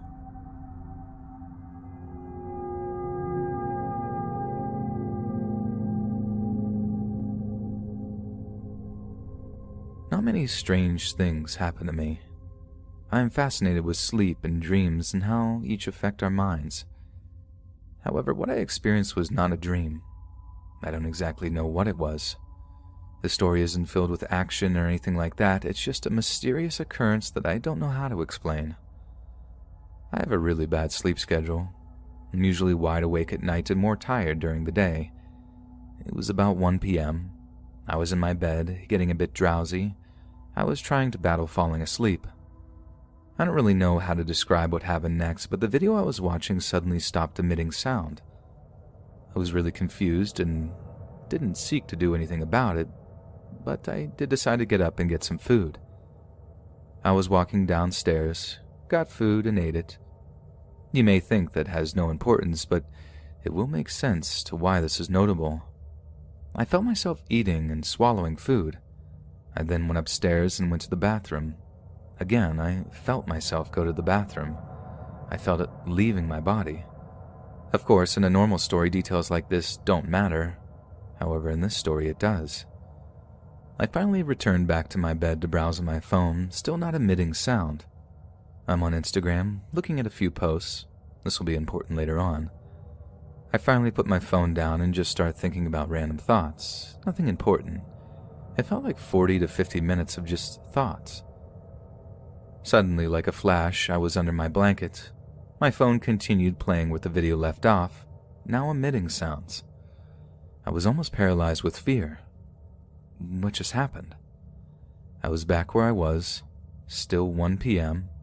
It still felt like an entire hour had passed, but my clock had not moved a minute. This is where me eating and going to the bathroom comes to play. I swear I ate. I swear I walked downstairs. I felt every step push against me. I felt the food being eaten and swallowed. I felt everything. I know I did. I remember going back up the stairs. I felt that. I felt myself going to the bathroom. It felt the same as when I normally do it. There was no difference. What happened? I felt the comfort of my bed. I remember myself thinking, if it was a dream, time would have passed and I wouldn't have felt anything. It wasn't a lucid dream because, again, time would have passed and I don't think I would have felt anything. I also have never had a lucid dream in my life. I lived out an entire hour of my life that never existed. I went downstairs to see if the snack I had was still there. We only had one of those snacks I had left, so if I did actually eat it in the real world, it would be gone. I opened up the pantry and, believe it or not, the snack was still there. I didn't eat it. I felt myself eat it. How could that be possible? I felt every bite. Every time I swallowed, I felt it all. There was no way that I didn't eat that snack. Of course, I couldn't prove if I went to the bathroom or not. In that vision, I flushed, so if I did actually go to the bathroom in real life, I couldn't see it. I assumed that I didn't actually go to the bathroom in the real world and that I didn't eat in the real world. However, there was still one thing left: the post I saw on Instagram. I checked Instagram, mostly to calm my nerves. However, this just made the entire situation even more creepy. I was browsing Instagram and I recognized every single post I saw. They were all in the same order and the same post as I saw in my vision. There was no way that my brain could have made up those actual Instagram posts. No way at all. I don't know how that happened. I have no other choice but to believe that I traveled to another dimension. I actually believe that. I'm not a superstitious person or religious. Never in my life have I felt as if though I'm cursed or that other dimensions even exist. But this is the only conclusion I could come up with. You may think I was sleepwalking the entire time, but that just doesn't make sense. I have no history of sleepwalking and it was too real to be a figment of my imagination. All I'm saying, sleepwalking is ruled out. It was all too real. Of course, it wasn't a dream or a lucid dream. I have some theories onto why I think I traveled to this other dimension. The reason I felt all those things was because I actually did them somewhere else.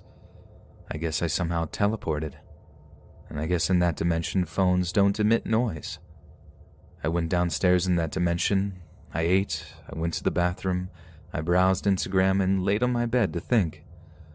All of that actually happened in that dimension. I still remember it happening as memories as if though they were actually real, which I guess they were real in a literal sense. I don't really know what to make of it. Why would a random video teleport me to another dimension? What's the significance of me going there? What's the point?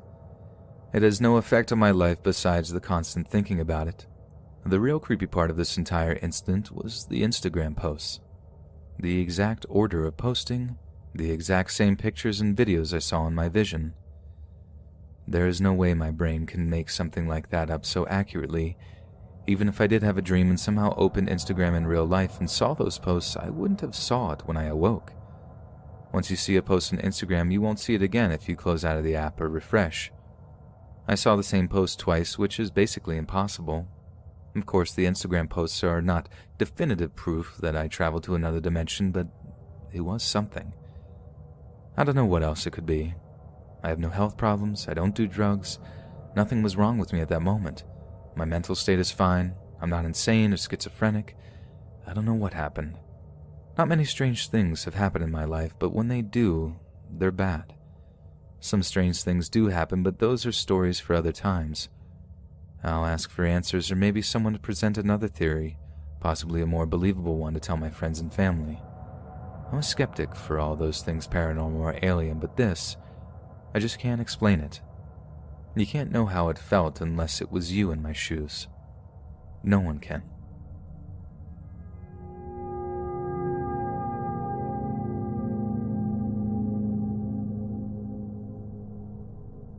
My dad and myself used to be close, but we became distant after he left me at about the age of 6 at Anasta.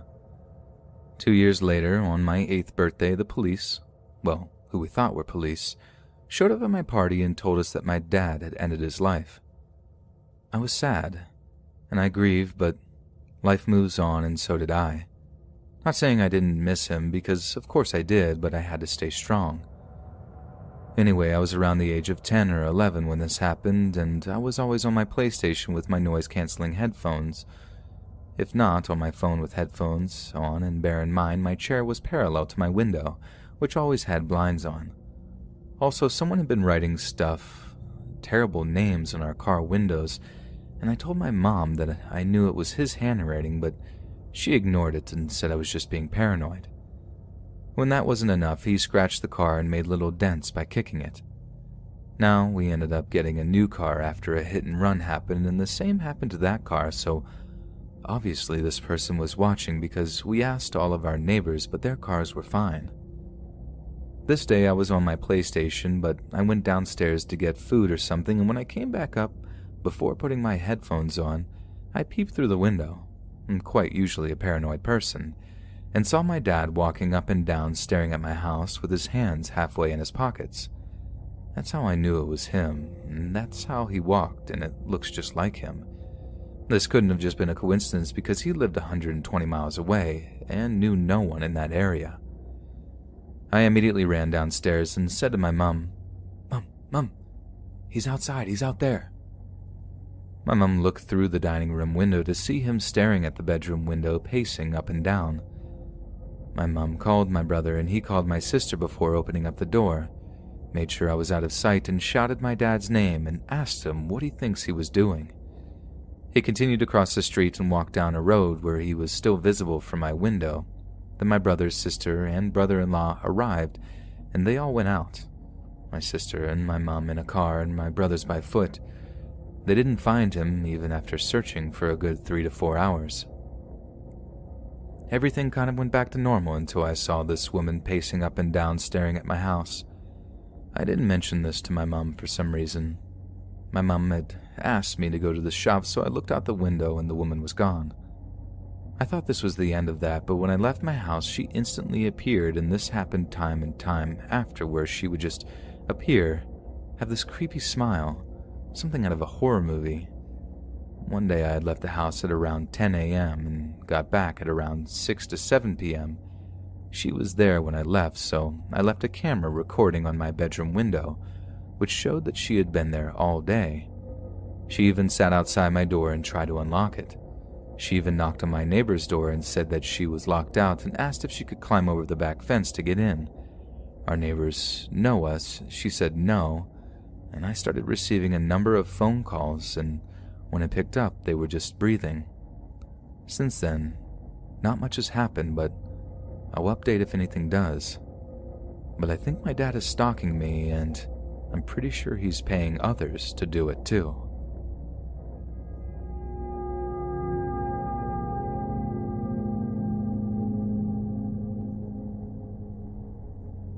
I'm really bad at telling stories, but I'll try to make sense.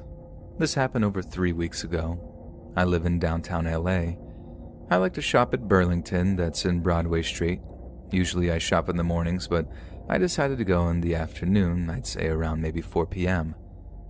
I was there trying on some clothes, and I see a group of guys walking my way, trying on shoes.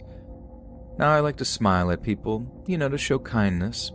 Before I got their attention, I heard them speaking in Russian. I'm half Russian, half Mexican, so I understand Russia. Usually people get confused since I'm quite tan and have brown hair and gray eyes. They assume I'm either Middle Eastern or Egyptian. I like to smile at people to show kindness, so I smiled at one of the guys. We'll call him guy number 1. He smiled back. I'm only 18, and I won't lie, I was quite attractive to the guy who smiled back at me. We kept staring back at each other until they left. I spent some 30 more minutes there before heading out, until the guy number 1 approached me and said, "Hey, how are you?" Me being young and finding this guy attractive, I decided to make conversation with him. Also, he had a thick Russian accent right there at that moment. I decided to tell him I understand Russian and speak Russian, but he spoke over me and this was out of the conversation. Guy number 1 says, "Hey, I saw you at the store a while ago, and my friends think you're very beautiful, and we just wanted to talk to you." "Oh, hi. Yep, I noticed you 3 at the store while I was getting ready to try on some clothes." "Yeah, well, me and my friends wanted to wait for you to tell you if you wanted to go out for some drinks. Want to come?" I didn't know either to say yes or no, so I said yes since I wanted to keep talking to this guy. I forgot to mention it was very dark outside at this point. There weren't many people out. When we walked to the guy's car, he had a black car with black tinted windows. I looked at the guys. He helped me get into the car, and he sat very close to the 2 guys in the front. He began speaking Russian to the guy who sat next to me.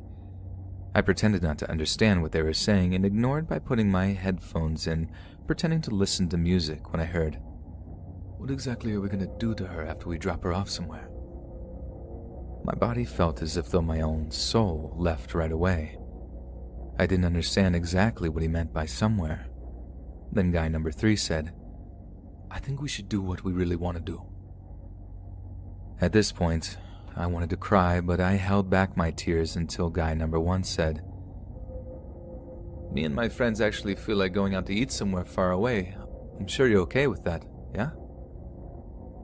I quietly responded, I don't think it's a good idea. I think I'd rather just go home." Guy number 1 responds, "You aren't going anywhere. What kind of stupid idiot would get inside a car with 3 guys?" They all started laughing at me and I ended up crying. They drove off and the guy next to me took my phone away, throwing it outside the window. I tried kicking the windows, but he got on top of me. At that moment, I prayed to stay alive. I thought my life was over. I thought about everyone I loved. It was a terrible feeling. It makes it really hard to tell this story. Shortly after, I heard sirens behind us. It was the police. Thank God it was 2 police cars, and guy number 3 started to panic and gave up, pulling over. They were all told to get out of the car and if anyone else was in there to come out as well.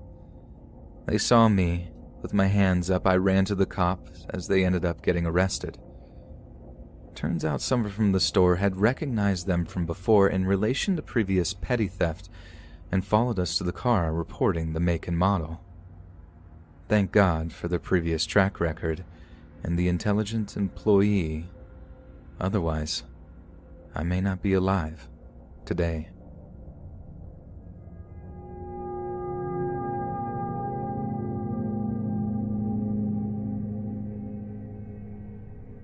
To many of you, this may not seem horrifying or even close to making a mouse squeak, but when you live through a panic for 2 years from someone who has messed you up physically, mentally, and socially, then you'll know how truly horrifying it is when one simple friendship can become insane. It was my freshman year of college. This was my year, I had thought, to be a part of something meaningful. Clubs, sports, newfound friendships. But that's when I ended up having a class with him, Alex, also a freshman. Alex was, in the very beginning, a funny, honest, sweet guy who I found myself drawn to. Not romantically, but friendship-wise, for I was the same. We clicked instantly. Jokes were always made, and I suddenly found myself ditching classes with him, being rude to teachers, even cutting a lot of other friendships. Keep in mind, before I met him, I was never like this, but here's the reason why. Alex, down the line when he got comfortable, began to show his true colors. He'd fill my head up with lies about how my friends didn't like me and how they held secret talks behind my back, how they always left me out of the group and that in all reality I only had him. And that was a giant red flag, but I didn't care. I felt like he was the only one I had. Skip half the first year and he gets a lot worse, with being a fake gay, always grabbing me wherever he can and pulling me away from whatever I was busy with. This had left bruises.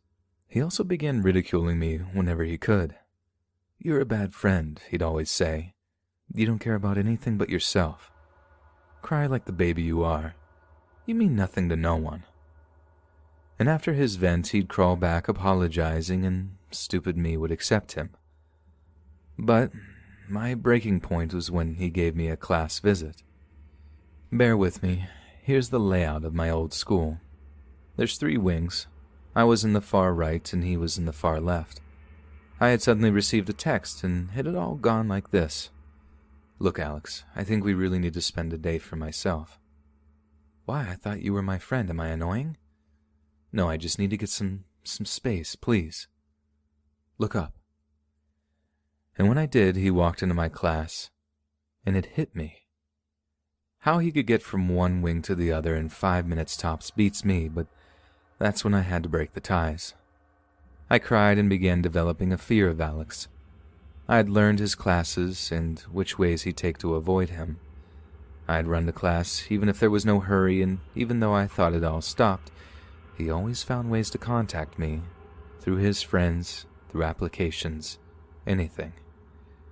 It's been years since all of that had happened, but my mom still sees me around and I hope I never run into him again.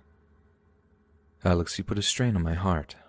I've lost close, tight-knit bonds, and what did it cost? May the next poor soul who has to deal with you do a better job than I did.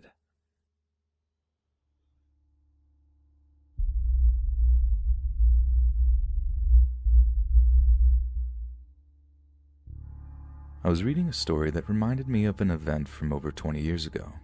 In the second half of 1998, I had taken a job as a security guard at a plant that made locks. Being a kid, I usually worked one of 3 shifts, 4 p.m. to 12 a.m., 7:30 p.m. to 3:30 a.m., or 12 a.m. to 8 a.m.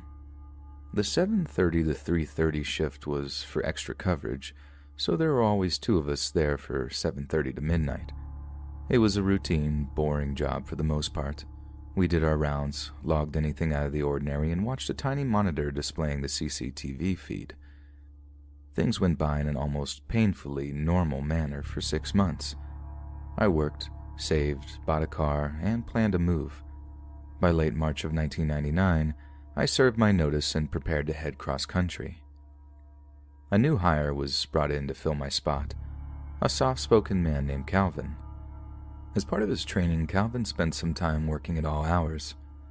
At night, he was a shadow, working with myself and the other night guard, getting a feel for the plant's nocturnal routines. Most nights he worked with myself and Amira, a female guard who was around my age. I was 18 at the time. Calvin, who was about a decade older, was quiet and polite, though something seemed to be missing. There's a spark that genuinely nice people seem to have, and he didn't possess it. Whenever he went on rounds with me, he'd ask questions about the job and make small talk. I noticed that he was a little odd, laughing at odd times and changing his tone mid-sentence.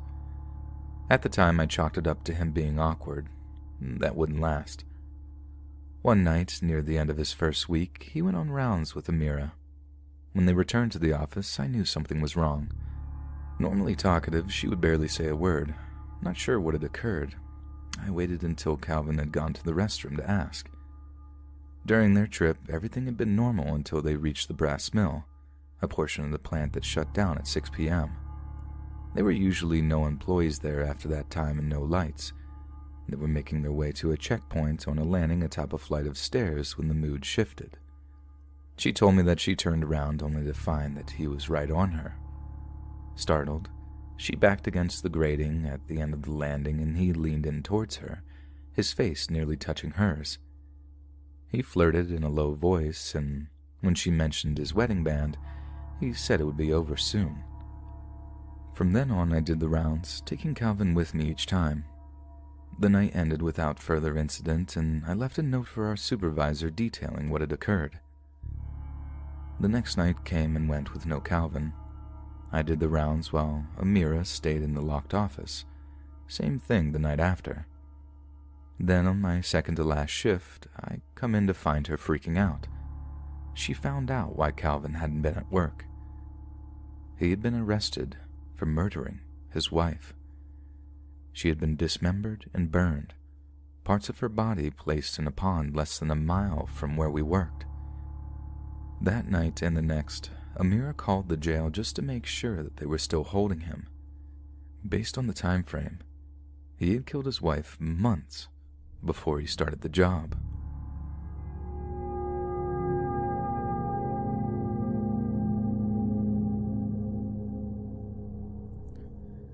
This happened to me when I was 11 years old.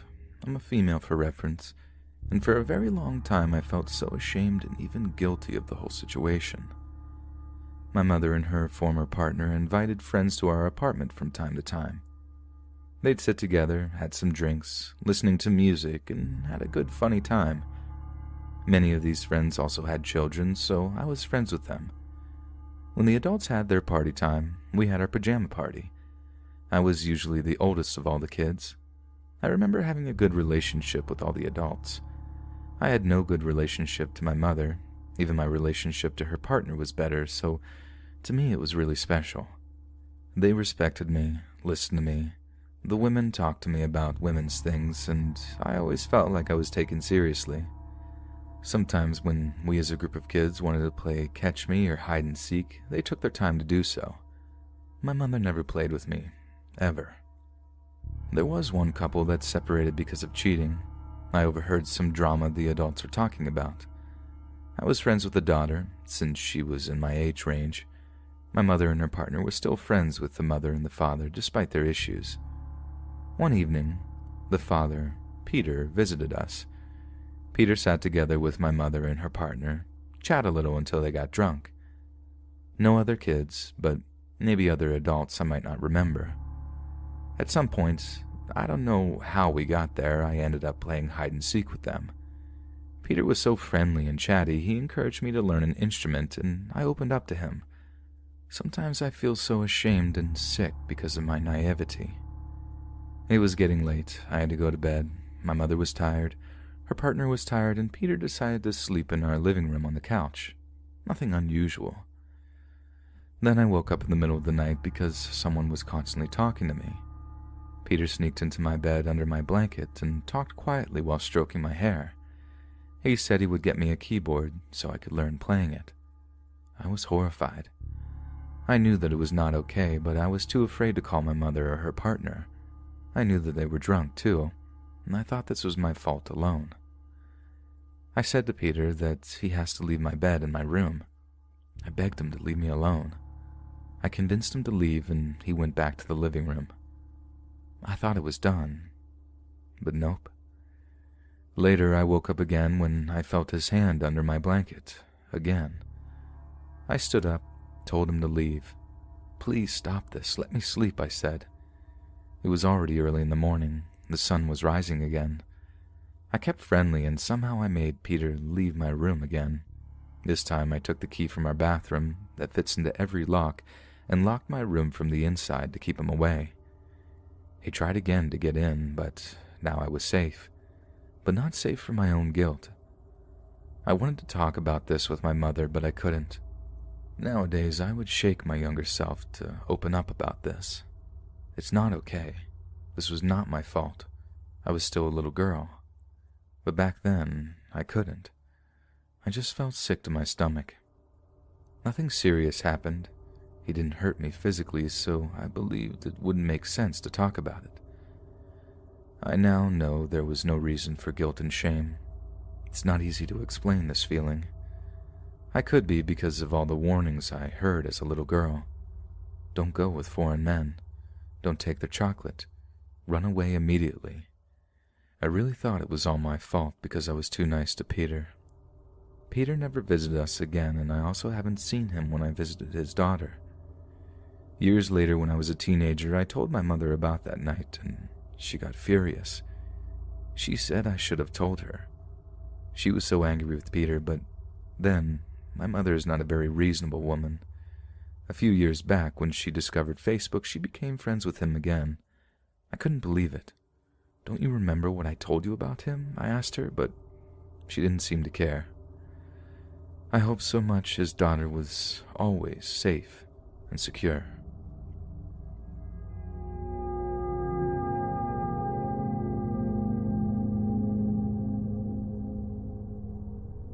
I've recently moved into a new flat about 3 weeks ago, and I'm sharing it with my sister.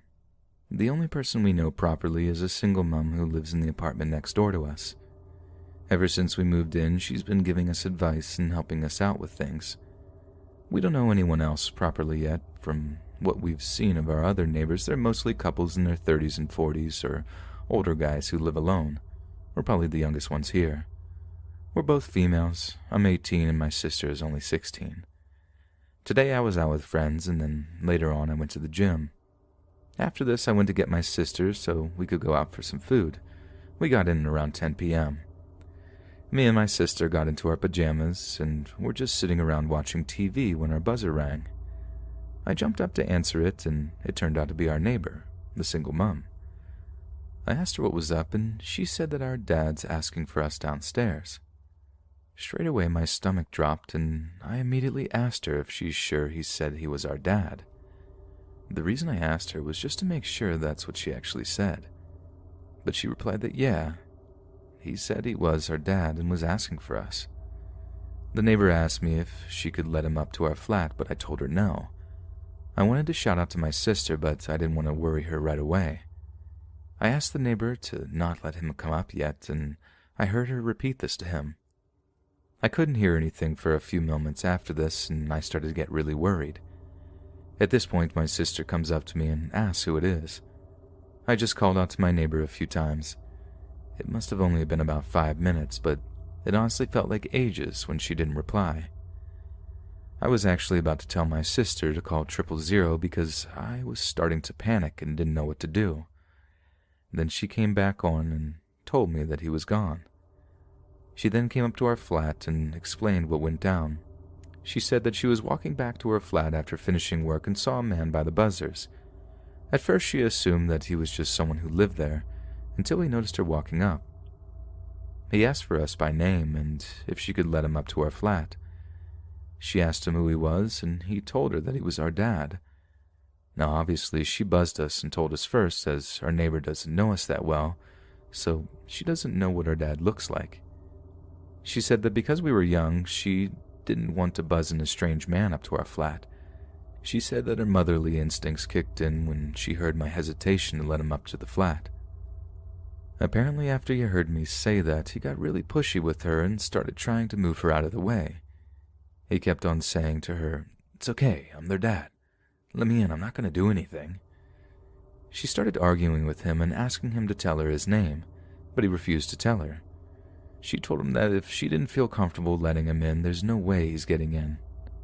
His reaction was to call her terrible names and then to get into a car and drive away. Now this is the reason why I hesitated.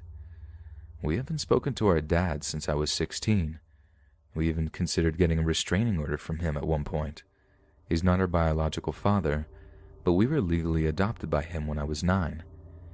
He was both emotionally and physically abusive to our mom and had started to do the same to me. It got to the point where we had to leave him in the middle of the night. After this, he became very controlling and would secretly follow us and record me and my sister. He has a criminal record as well, and I believe he was convicted of manslaughter in the 80s. I have no idea of the backstory behind that, and I honestly don't want to know. Like I said, we haven't heard from him since, so as soon as I heard her say the word dad, I almost had a panic attack. I asked her to describe him, and she said that because it was dark out, she couldn't really see him. We ended up staying with her because me and my sister were really shaken up. I don't know whether to call the police or not. I don't know if it's him or not, as it could easily have been someone else. I appreciate any advice.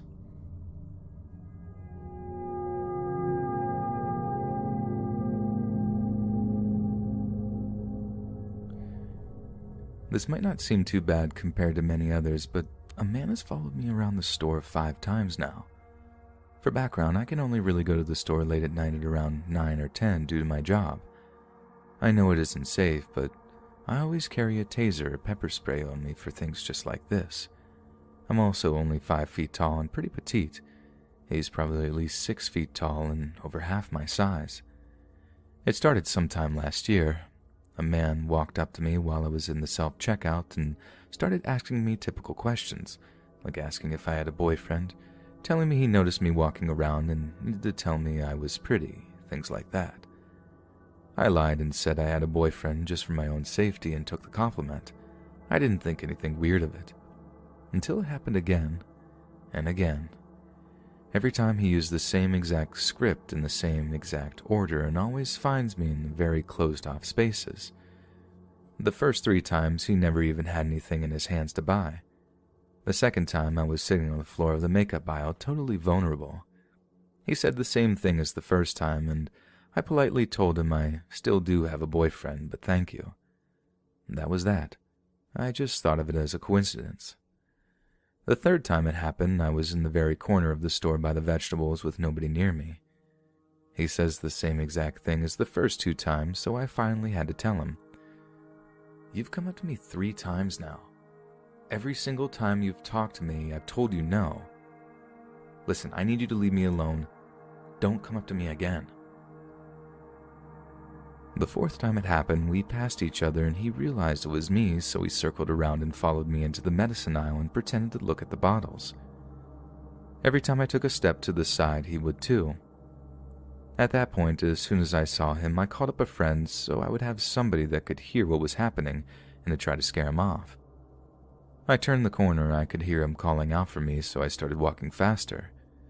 Believe it or not, I ended up running into a police officer in uniform, and even though he was busy and I felt bad for interrupting, I asked him for help. The officer walked me to the self-checkout when the man actually had the nerve to pick the counter right next to me. The officer walked me out to my car and I could see the guy watching me in the parking lot. This last interaction just happened a couple of minutes ago. I was looking for something for dinner and walked out of the frozen food across to the makeup. Guess who walked past me at the same time? We crossed paths and I kept walking and checked over my shoulder. He was still watching me. I freaked out and hid in the makeup aisle and poked my head out, and sure enough, he was looking up and down the aisles to see where I went. I texted my mom and a friend solely because I didn't know what to do. When I saw him turn, I went to find a manager, but I could hear his keys following me. The manager walked me to check out, and once again, he picked the counter next to mine. The manager walked me out and he trailed behind me and watched me get into my car. I did a couple of circles to make sure nobody was following me and drove home. Am I being stupid and overreacting? It's happened 5 times now. After the 3rd time it happened, I reported him to a different manager and he told me if he's ever in the store again, he'll be removed and banned. But that one wasn't here tonight. Where do I go from here? The officer that helped me even told me that unfortunately he couldn't do more than walk me out. I know I shouldn't go so late, but it's the only time that I can.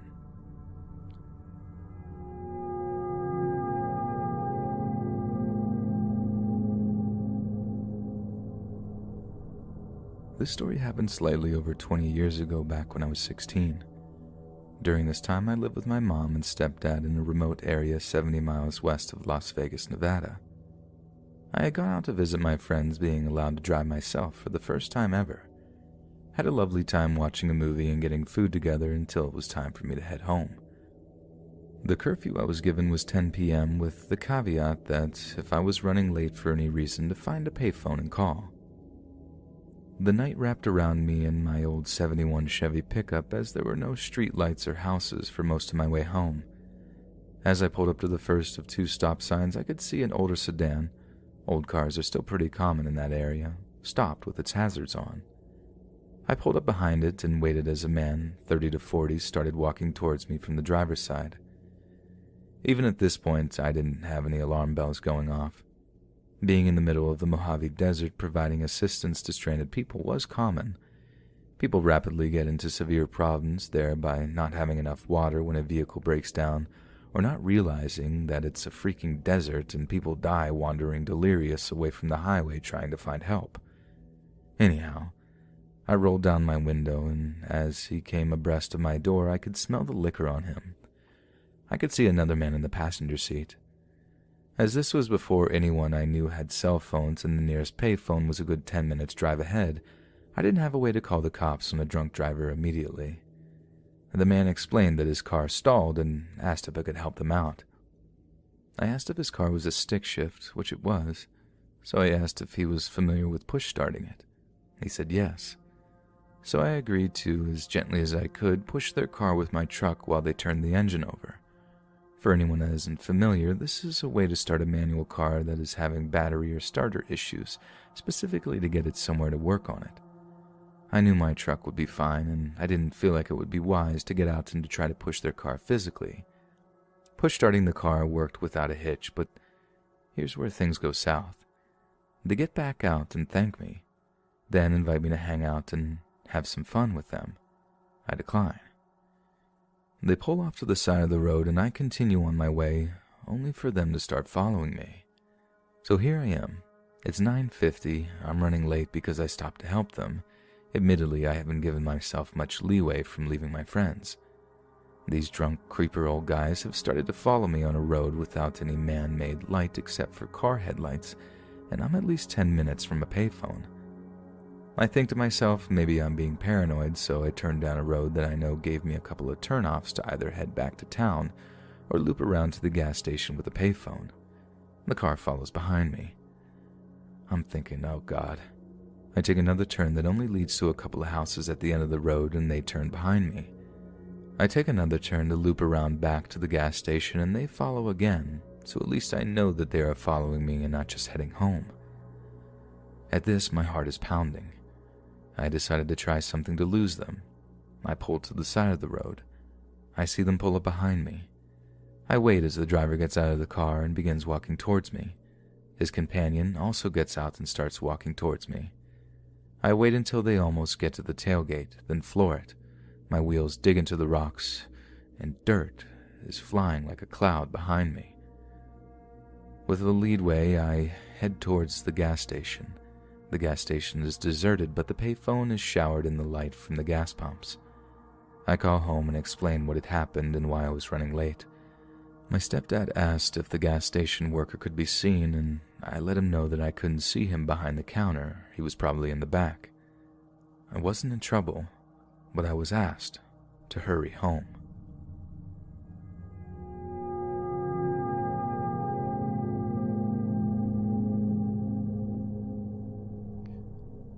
To begin, this started when I was 14. I'm a female. I'm 21 now. I just transferred to a new high school in the middle of the school year as a freshman with my twin sister. I was enrolled into a Spanish 2 class where I met Tony, and that's where the obsession began. But when I started my class and I met Tony, I instantly thought he was attractive.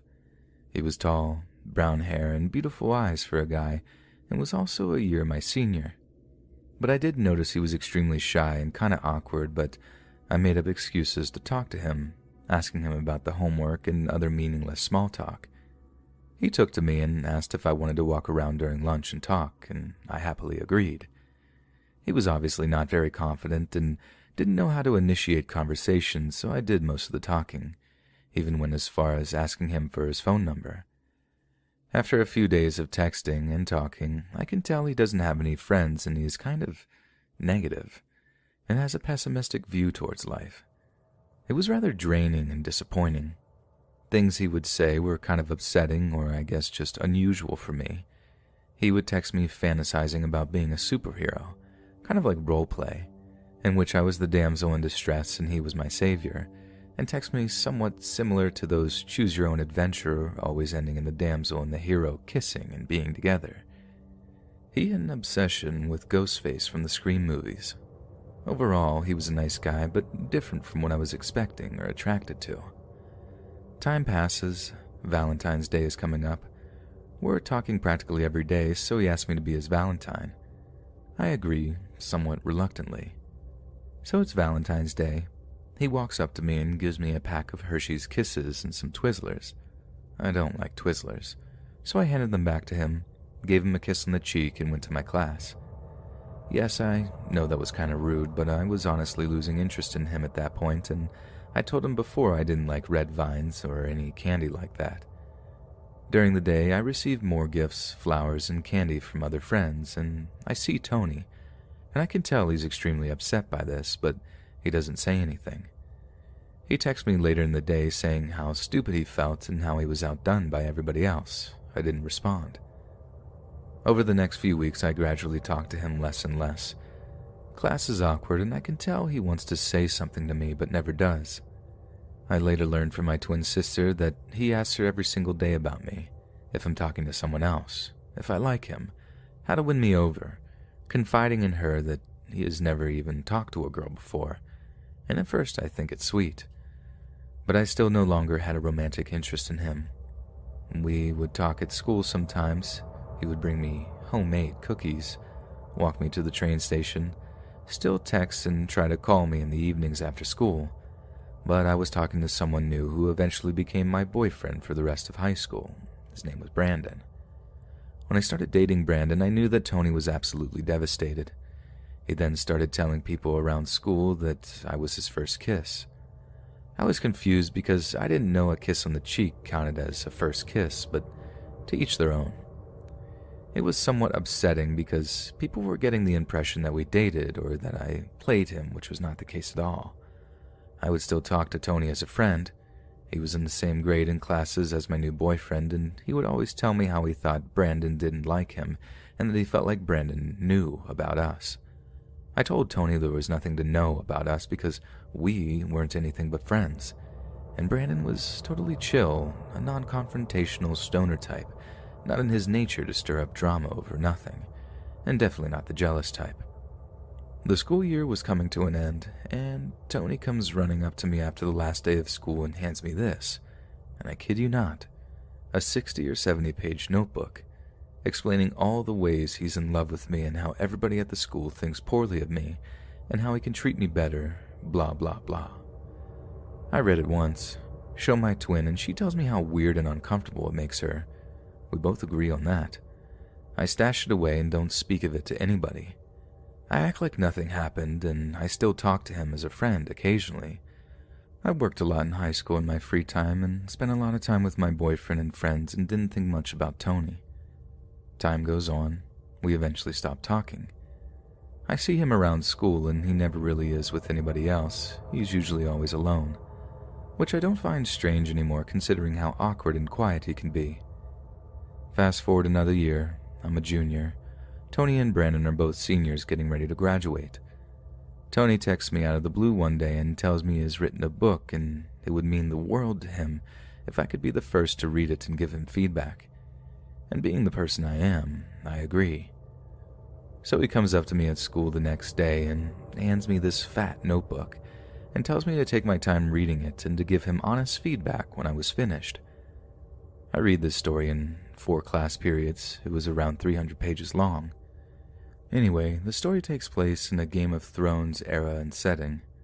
The 3 main characters are Eric, Tony, Alva, me, and Isaac, Brandon. For the sake of confusion, I'll be referring to the characters by our names.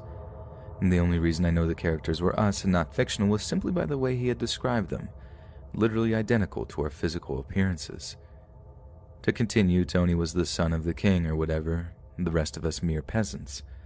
But Tony was always in love with me, but I was with Brandon. It was the annual time where our kingdom would go to battle with another for honor and glory, gladiator style. Tony thought it would be a wonderful time to prove himself and volunteered. The night before our kingdom traveled to where the battle would take place, my character went to Tony in the middle of the night to express her love and fear, and they ended up sleeping together. Very graphically, mind you. It was truly disturbing. The next day, after they had arrived at the place of battle, my character went to his room again, where the same graphic encounter occurred again, and during, Brandon came looking for my character in which we were caught.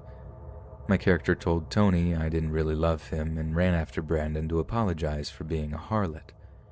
Tony was devastated and ultimately let his opponent end his life in battle because he couldn't handle the loss of the love of his life. Our kingdom goes back home, and in the middle of the night, Brandon sneaks through the window and ends my life, slits my throat, the end. As you can imagine, I was absolutely horrified and creeped out. I threw the book away and never told Tony what I thought about it. He must have known because he never asked for it back. Tony and Brandon both graduate. Life goes on. Tony didn't try to reach out to me for a few years until I was around 20. He messaged me on Instagram in the middle of the night. "Show me your feet. Submit to Daddy. I always look at your feet at school and would fantasize about them," along with links to a few foot websites.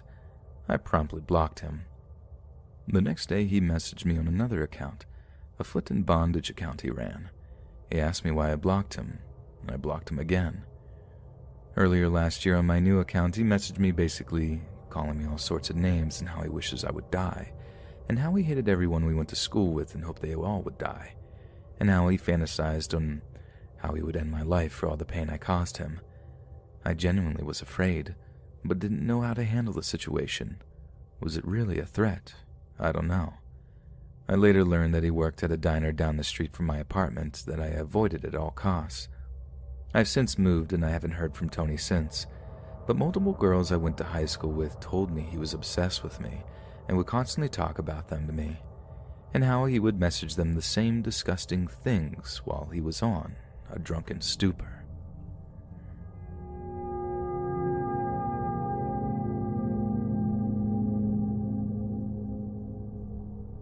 This happened a few hours ago. I don't even know why I'm posting this, maybe because I only started to properly think about it just now and can't stop thinking about something that he had said to me. I I wasn't even paying much attention to it at the moment. All I wanted was for him to finally be on his way and to let us do the same. I had just hopped on a bus to go to a local fast food chain with my best friend. When we got to the bus, we noticed 2 empty seats and decided to sit there, since we were tired and didn't really want to stand up for the whole ride. They were facing 2 other seats, though, and one of the seats was taken by an older man. He looked pretty rough and reeked of alcohol. I thought nothing of it, since he wasn't bothering us or anything, and then he asked me something, and the conversation goes as follows. "Does this bus take me to the shopping center?" "Yeah, just get off at the last stop." "Okay." Then he mumbled something to himself. "Could you tell me what time it is?" "It's 4:05 p.m. "Okay, thanks."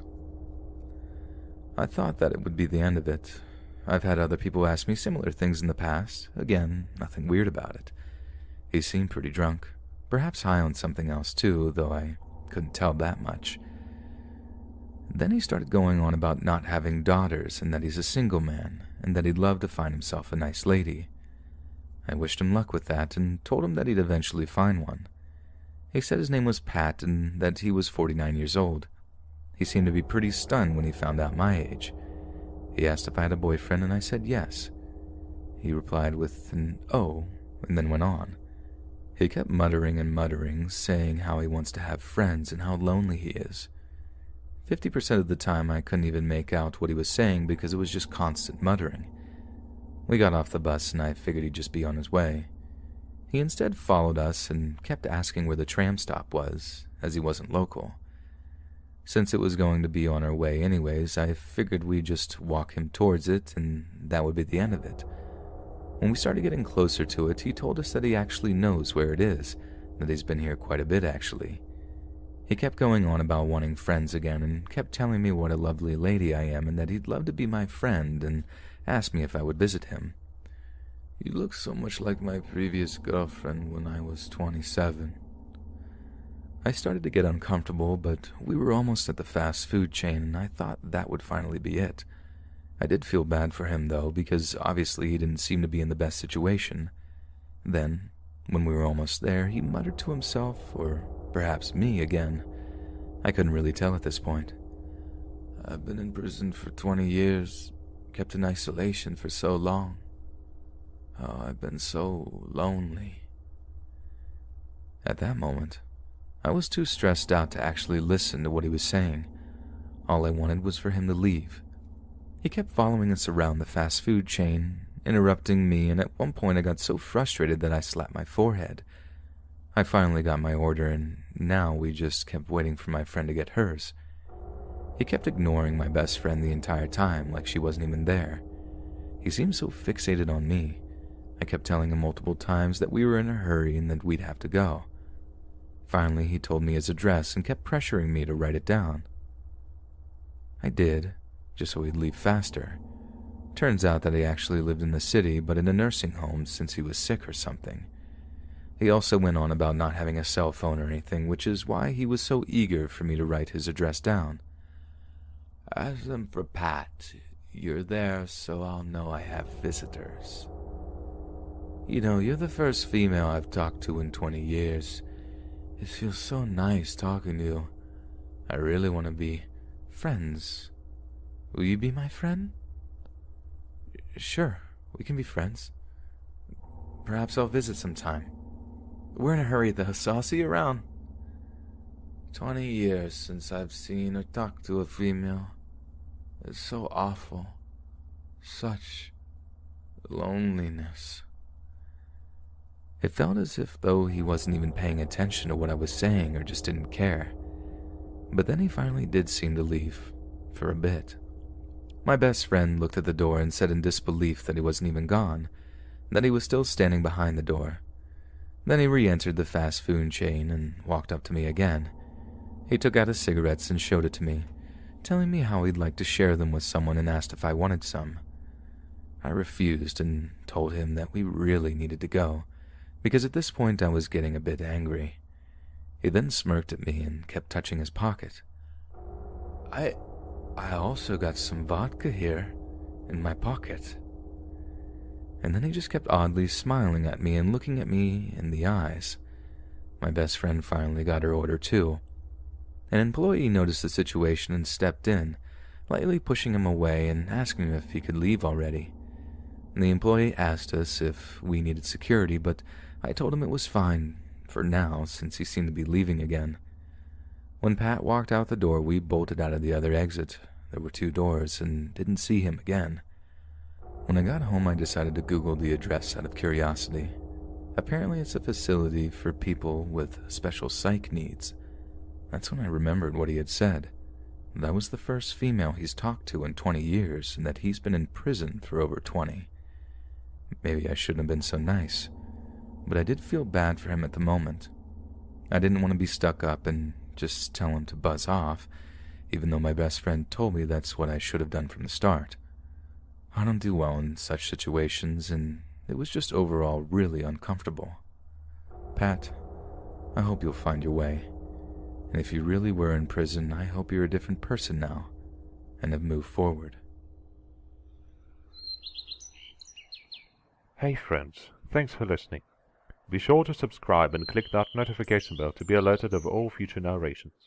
If you got a story, be sure to submit them to my subreddit at rLet'sReadOfficial and give and receive feedback from the community, and maybe even hear your story featured on the next video.